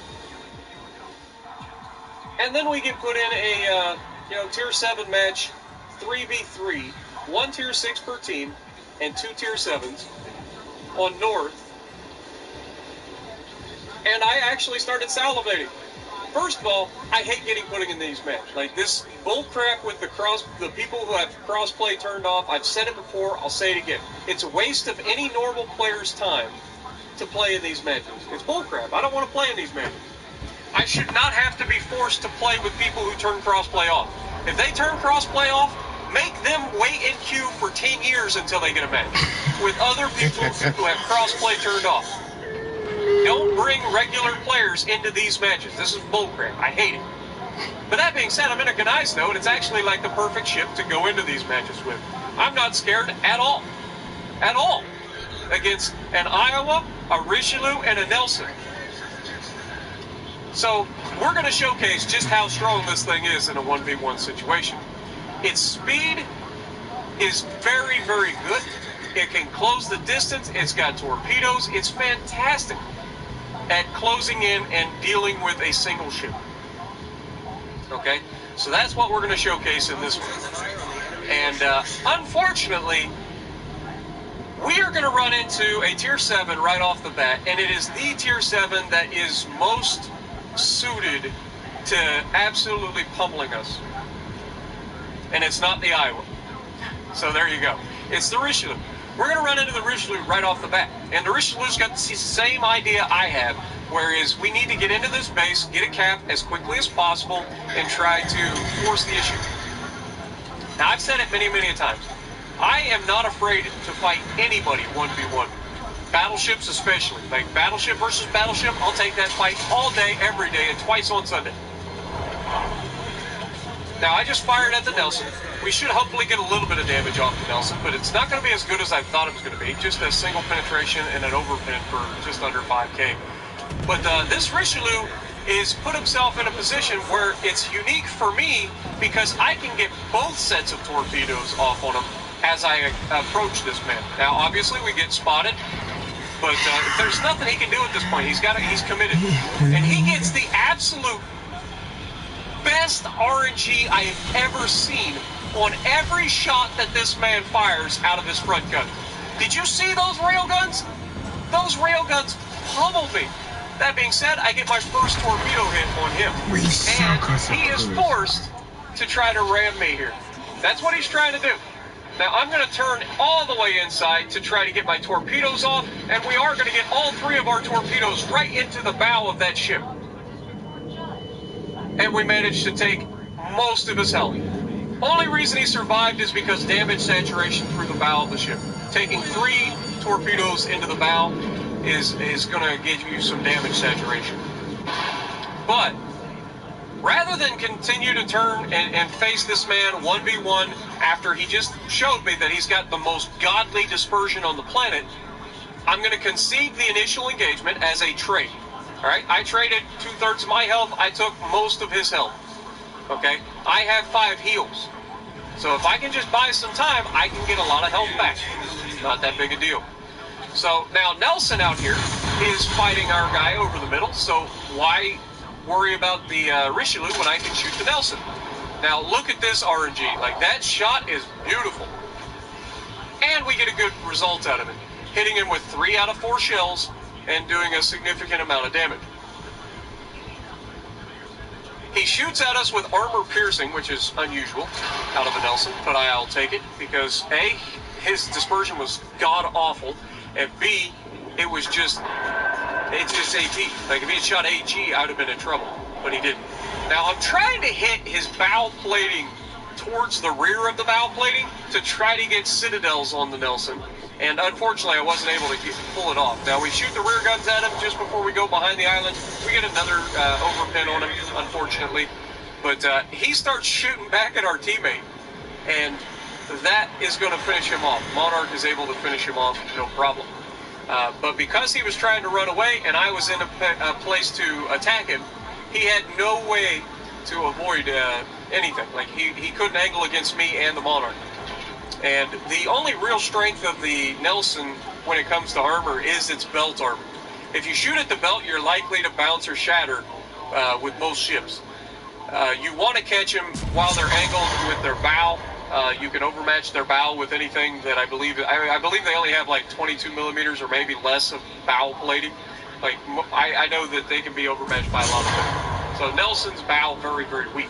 Its side plating, same sort of deal. Very, very weak. Monarch captured Bravo. They have a 2-cap lead at the moment, but I am flanking the Richelieu, and the Monarch is going to continue to push around the front. And that's going to put this Richelieu in one hell of a pincher. pardon my language, but it is the truth. And so we come around the corner, we've got an absolutely juicy shot on this guy. We're going to aim a little high, and actually, as we go to pull the trigger, my gun actually dropped down, so I ended up hitting lower than I wanted to. But it doesn't matter because we were able to punch him pretty hard anyway. We got like 7,600 damage off him. And the Monarch is going to be able to punish him as well. I don't know if the Monarch's going to have HE loaded or if he's going to use AP, but this guy's about to turn out away from me and go broadside to the Monarch. So it doesn't matter if he's got HE or AP. This guy's about to get touched. We hit him for another 7-8K through the back of his ship. He's low health. He's got nothing left. Our secondaries are going off. We get one decent secondary to hit him in the superstructure. He's dead. And so, if not, we're just going to get ready to hit him with our main batteries in 7 seconds anyway. And we get the fire, surprisingly, and that's going to finish him off, giving us our first kill of the match. Now, we want to make sure that we maintain the advantage here, so we are going to try to capture this base before moving back to attack the island, and we have managed to hold our entire team together. And this just comes with winning the first engagement. Like, me and the Richelieu traded, and I came out on the high side of that. Like, I lost 2/3 of my health, but I have 5 heals, and on top of that, he lost most of his health in a Tier 7 battleship, a very dangerous Tier 7 battleship. So, getting him that hurt and conceding the cap wasn't that big a deal. Yeah, they get an initial boost to points, but we're able to kill their Nelson because we helped the Monarch take him out. And then we swing around behind, and the Monarch and I are able to double team the Richelieu to finish him off. And that's going to allow us to capture this base and then head towards the Iowa. Now, the Iowa is going to tip his hand in a moment, and show you exactly what his plan is. And so keep that in mind. Iowa, right there, shows exactly what his plan is. He's going for the B cap, and it's not the wrong play at all, because he needs the cap to even have a chance at winning. He's 3v1 right now. Like, there is very little hope. And not just 3v1, 3 healthy battleships versus 1. His 2 teammates got obliterated. Now, he takes a good shot at me. He gets some nice penetrations through my deck. Again, Gnaizno's deck armor, very weak. Not very good.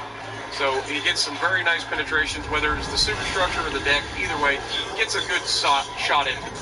Now, Monarch, again, rather than turning back into head off the Iowa, he is going to come around the backside of the island, and I am going to use my speed to go for the gap and cut the Iowa off. Now, unfortunately, because this gap is so small, the torpedoes attacks from here, not likely. Like, it's going to be very difficult. While it does have very good torp launch angles, trying to get torps through this little gap at an Iowa while you're trying to charge towards him is not easy. But you can see we're closing on him very, very quickly. He's indecisive. He's not sure what he wants to do, and that's going to cost this Iowa his life. If he had kept sailing as fast as he could through that cap, once he realized that we were all here, he probably would have had a better chance. But because he stops and tries to capture the base, he has no chance of capturing it. He's been spotted the whole time. Champagne's shooting him. Now Monarch is coming around the corner, and now he decides to get out of the cap to try to make it, and unfortunately for him, I am in the most beautiful place that you could possibly be when attacking an Iowa, which is a flat, juicy broadside. Unfortunately, I'm still in a German battleship, and while we do get 4 penetrations, we weren't able to quite citadel the man and knock him out. But we do get quite a bit of damage off of him. He does smash us here, but again, we can take it. It's not that big a deal. His secondaries are actually doing quite a bit of damage to us, but our secondaries are starting to hit him back. And I was hoping that we would get a chance to come around and finish this Iowa off, but between the Champagne and the Monarch both shooting at him, he's not long for this world, he goes down. So hopefully you guys enjoyed this. It was a unique little battle, but it really did showcase how good this ship can be in a 1v1 situation against anything. Top of the leaderboard, 2,700 base XP, not too shabby. So if you like what we're doing, punch the like button, leave a comment below, subscribe to the channel if you haven't already, and as always, I will see you in the next video.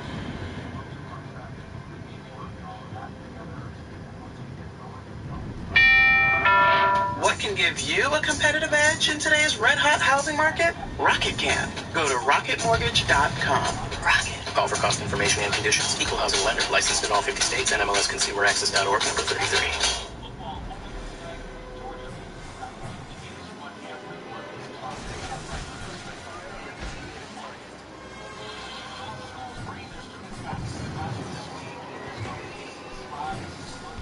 Torpedoes to port.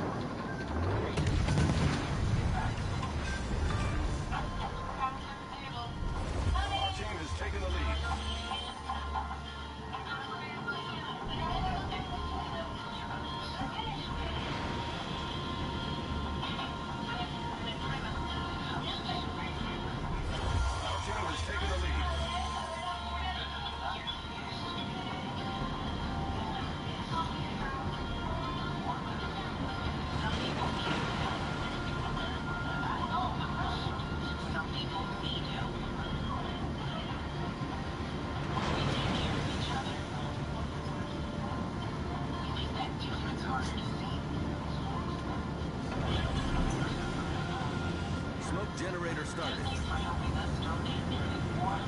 Engine boost activated.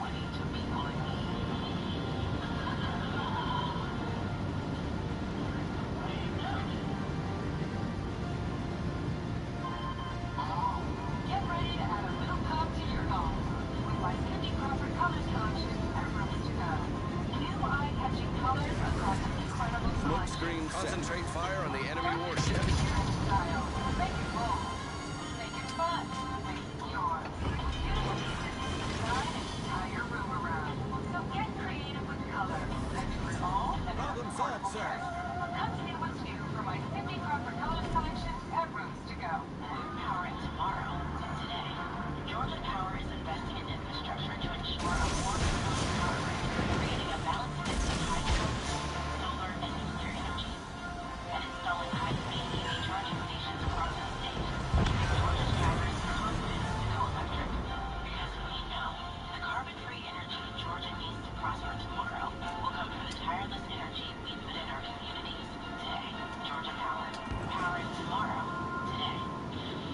When it comes to law firms, there can be such a thing as too big. There can be unexpected pitfalls.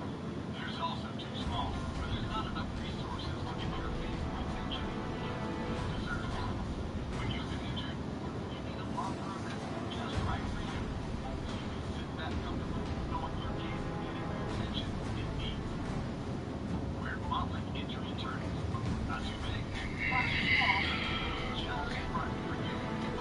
Whether presented by Black Lincoln Associates, dial pound win from your cell phone. That's pound 946. A lot looking to drive home on this Monday. East Cobb County tonight reduced. They commute on I-75 and I-25 and take it from a driver. Back to the road or into another cold night. Engine boost deactivated. Man, light boy. Light boy.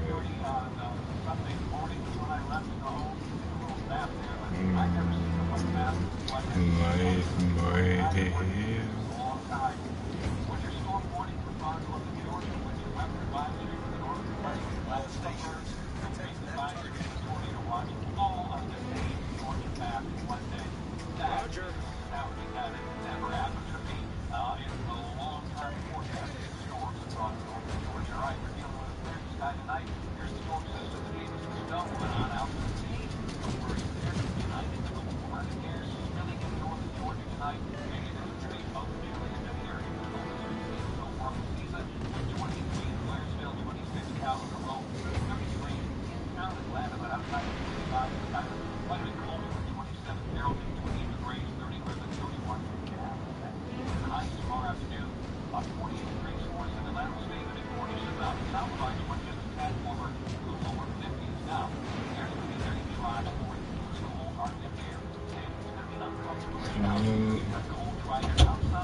Sequel Johnny.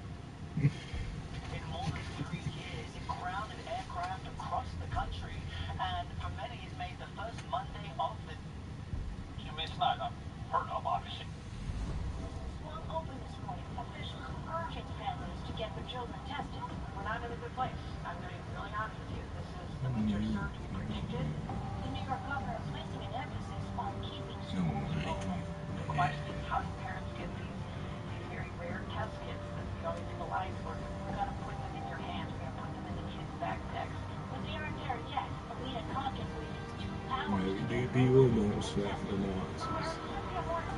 Weave into it and stop them. Take care of your joy by signing up for healthcare at healthcare.gov. I want muffins. New law, lower prices. More people qualify at healthcare.gov. I always liked building stuff. I always wanted to be some kind of mechanic. I went to school here, go through the program. 異世界ものっていうと普通はこんな感じで優しい女神様から勇者の力を与えられて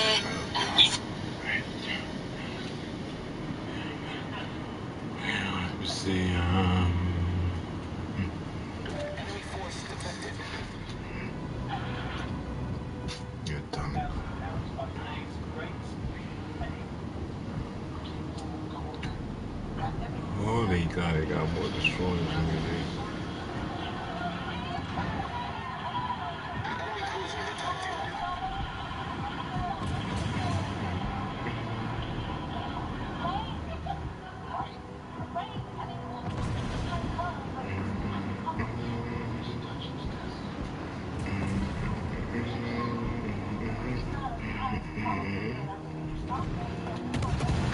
My name is Emma. My name is Emma.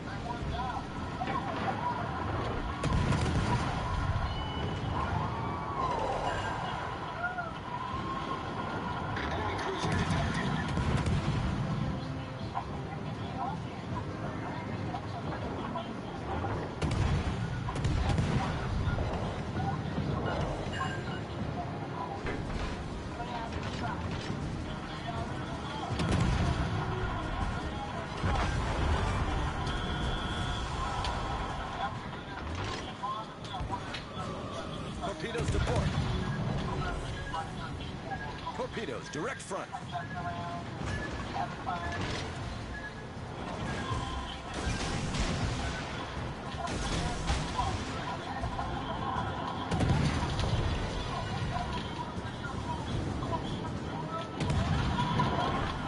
Torpedoes to starboard.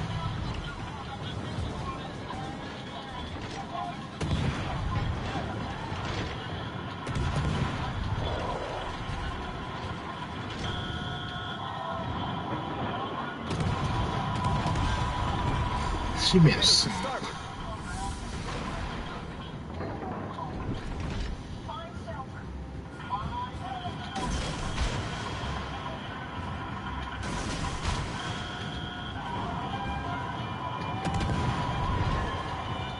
Torpedoes, dead ahead.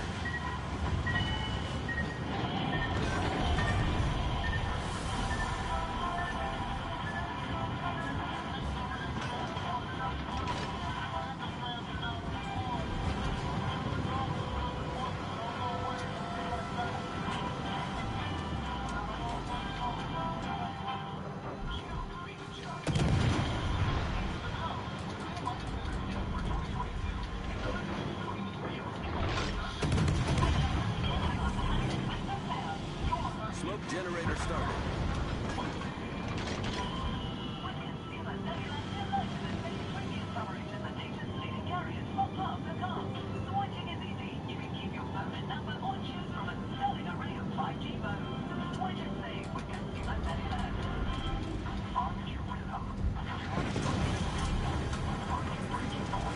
Engine boost activate. Smoke screen set.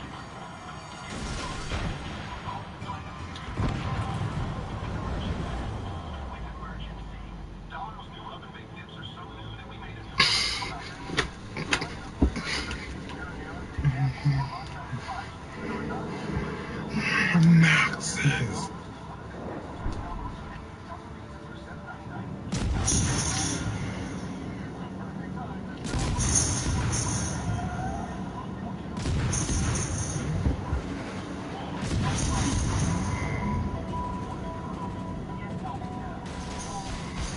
Find them heavies again.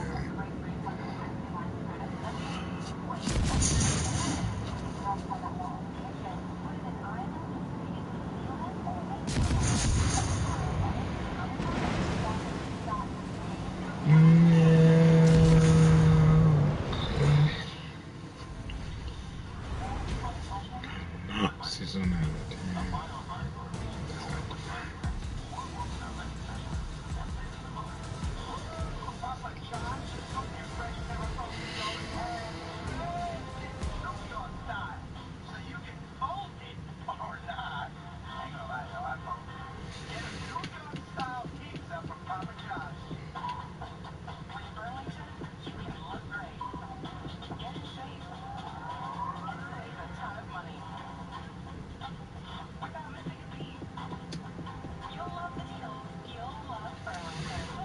When searching for your dream home, it's important to figure out what style of home you like. Victorian, cottage, Tudor. It's also important to protect your home and all the dreams that come with it. When looking for your dream home, keep in mind good things come in pairs, like dual sinks, Jonathan and me, and pairing your home and auto insurance, which can get you one step closer to achieving your dream. Pretty sure people call it bundling. Bundle your home and auto insurance and save up to 28%. Insure carefully, dream fearlessly. American Family Insurance. New Year's Eve is the perfect time to celebrate with family and friends. Unfortunately, some drivers take the celebration too far. Don't follow somebody else's bad decision with one of your own. Get help now. Call me today.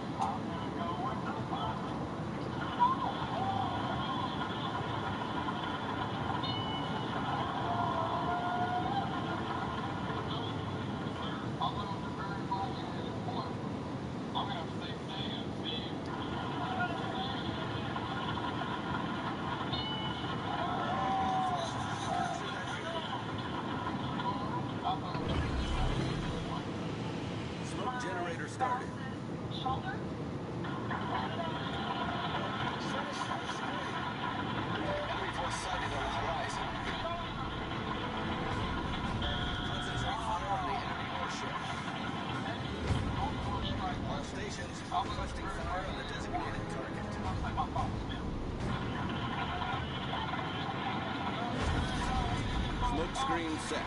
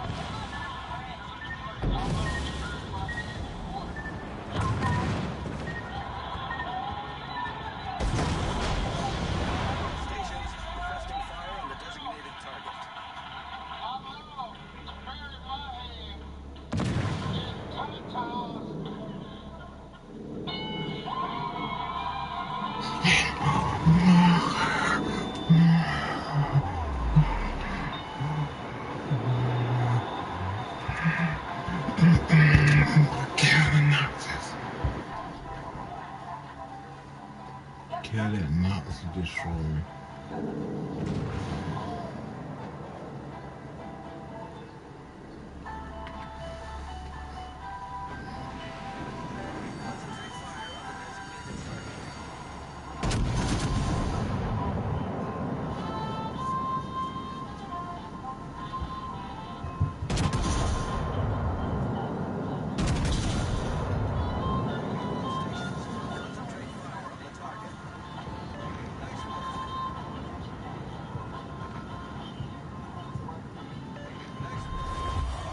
Taking the lead.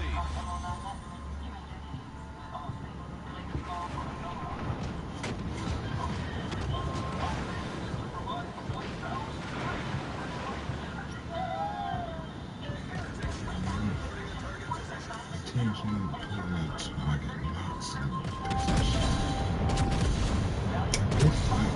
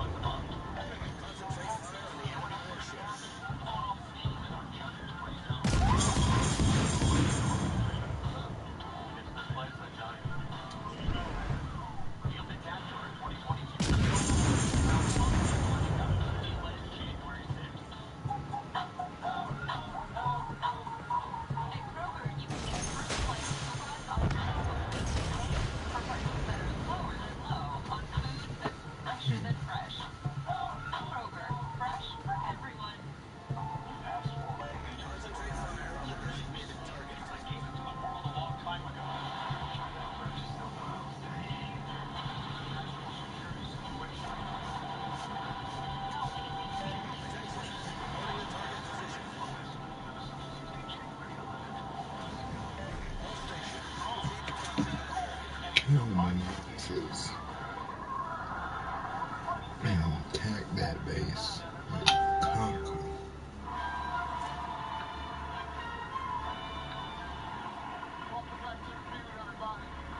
Okay.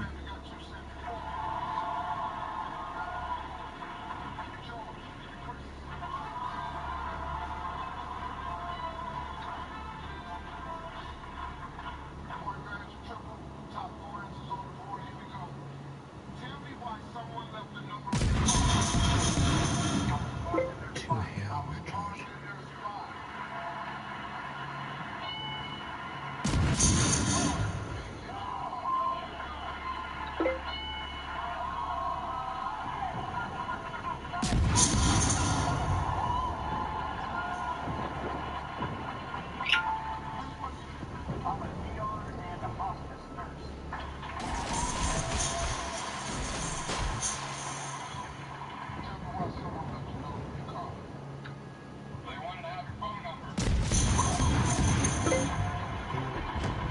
Alabama still going to beat Georgia. Bams.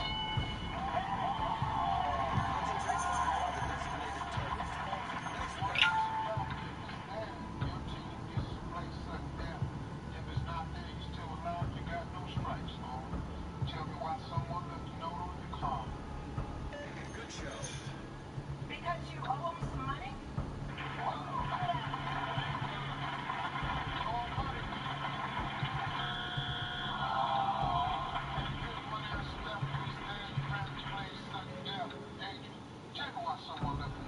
Concentrate fire on the designated target.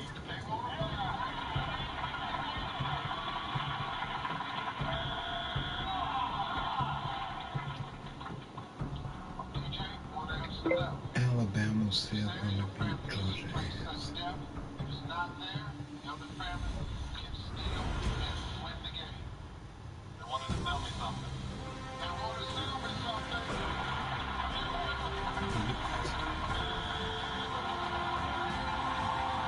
Beat.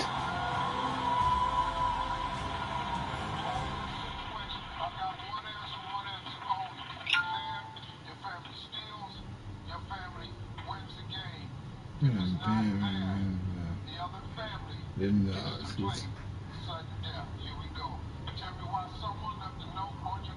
They witnessed an accident.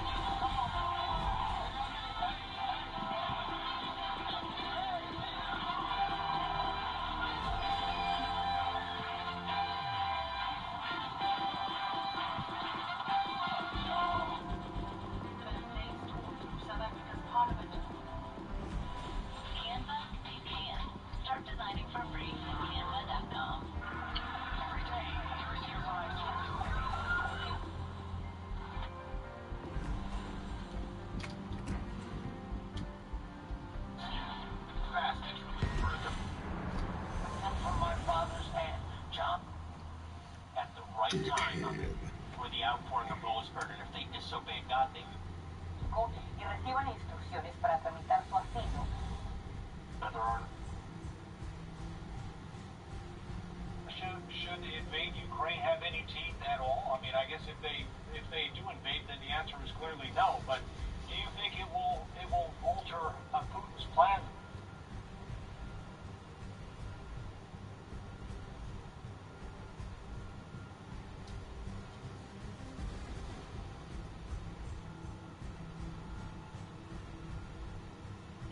Let's take a look. There's a note. There it is. Yep. No, that is not A.J. Brown. That is Jim's clinical study. General quarters. One machine AG1, translated with Circle, you can add some magic to the way you drink. En los 70s y años distintos. Mitchell. Spill out of your jacket. Enemy forces detected. I'm going for frag. The dead crispy fries. Preferred almost to the one. No.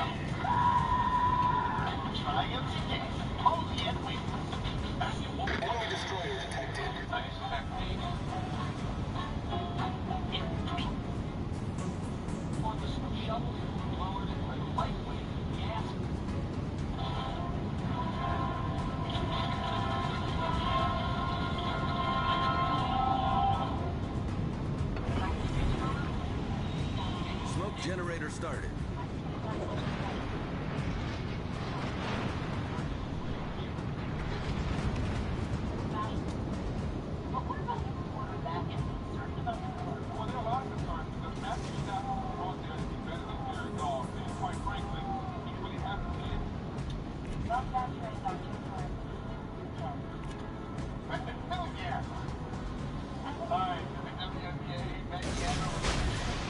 Smoke screen set.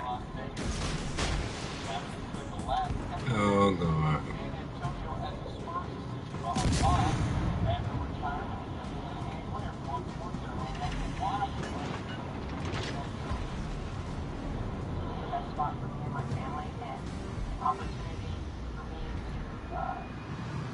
Oh, no, but I mean, I always have to.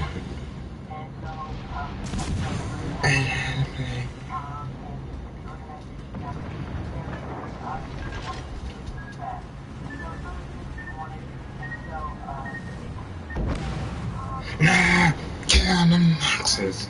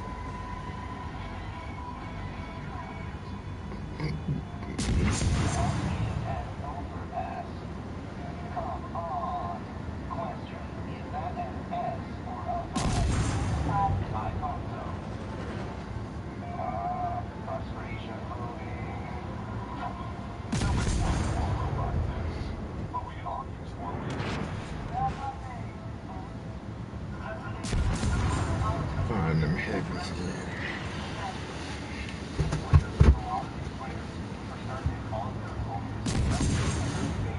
Oh, that cause fucking nonsense.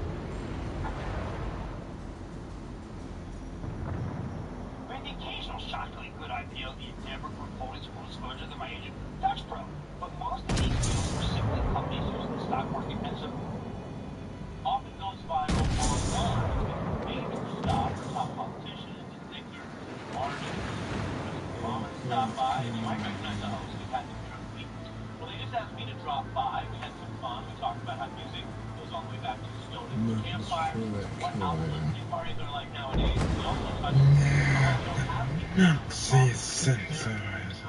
You're just quick hiding. Congratulations for breaking records. I see you outside a lot, Laura. We out here. We outside a lot. The enemy team is taking the lead. Like Trump's going on. We don't have a democracy in this country. If you actually look at like power right now, there are corporations that are more powerful in countries, more power than government. Like here's how I'll play this politics.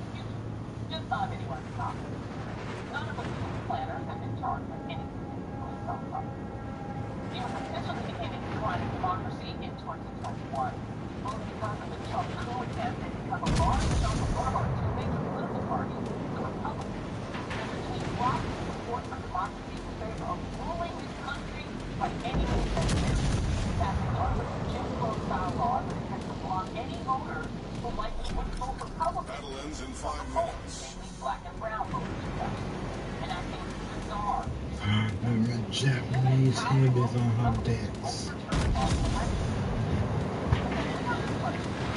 Japanese killers. I'll let that Japanese shape.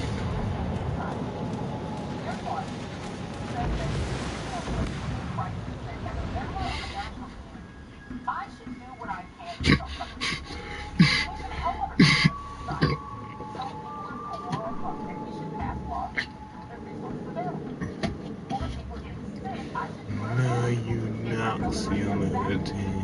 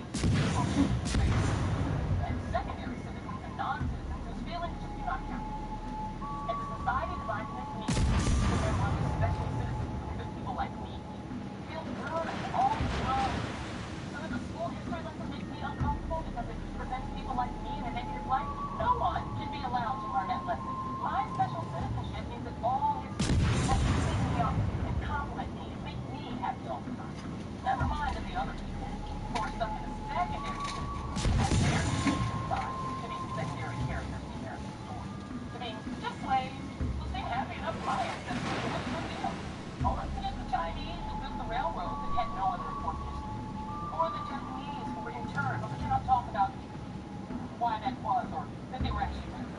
About purposes don't even exist. It says that the nice Indian was basically a corn or talk to my language. You don't get to change my happy narrative about me to one that's more accurate, because changing that would make me feel bad. So the laws should and must stop that. Books that make me uncomfortable should be banned or burned. I don't want abortion. It makes me uncomfortable, so ban it. And actually pay me if I can catch someone trying to help one. Start playing about freaking Republicans. Open our freaking country up, you first bunch of commies. Before we had to get in there and freaking invade your own buttholes. Bunch of big baby Democrats who want to dictate people's lives.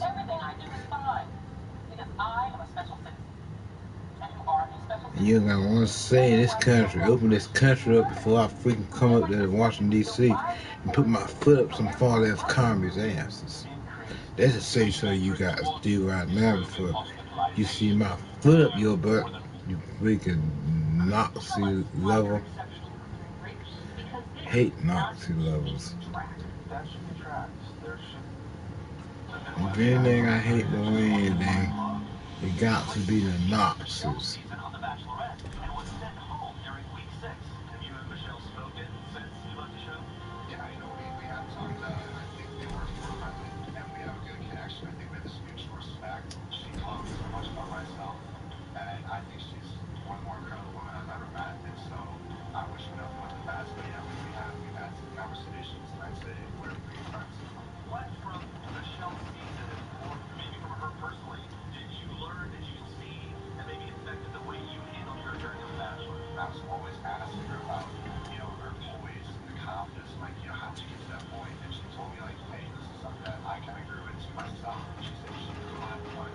I agree to slapping the Nazis.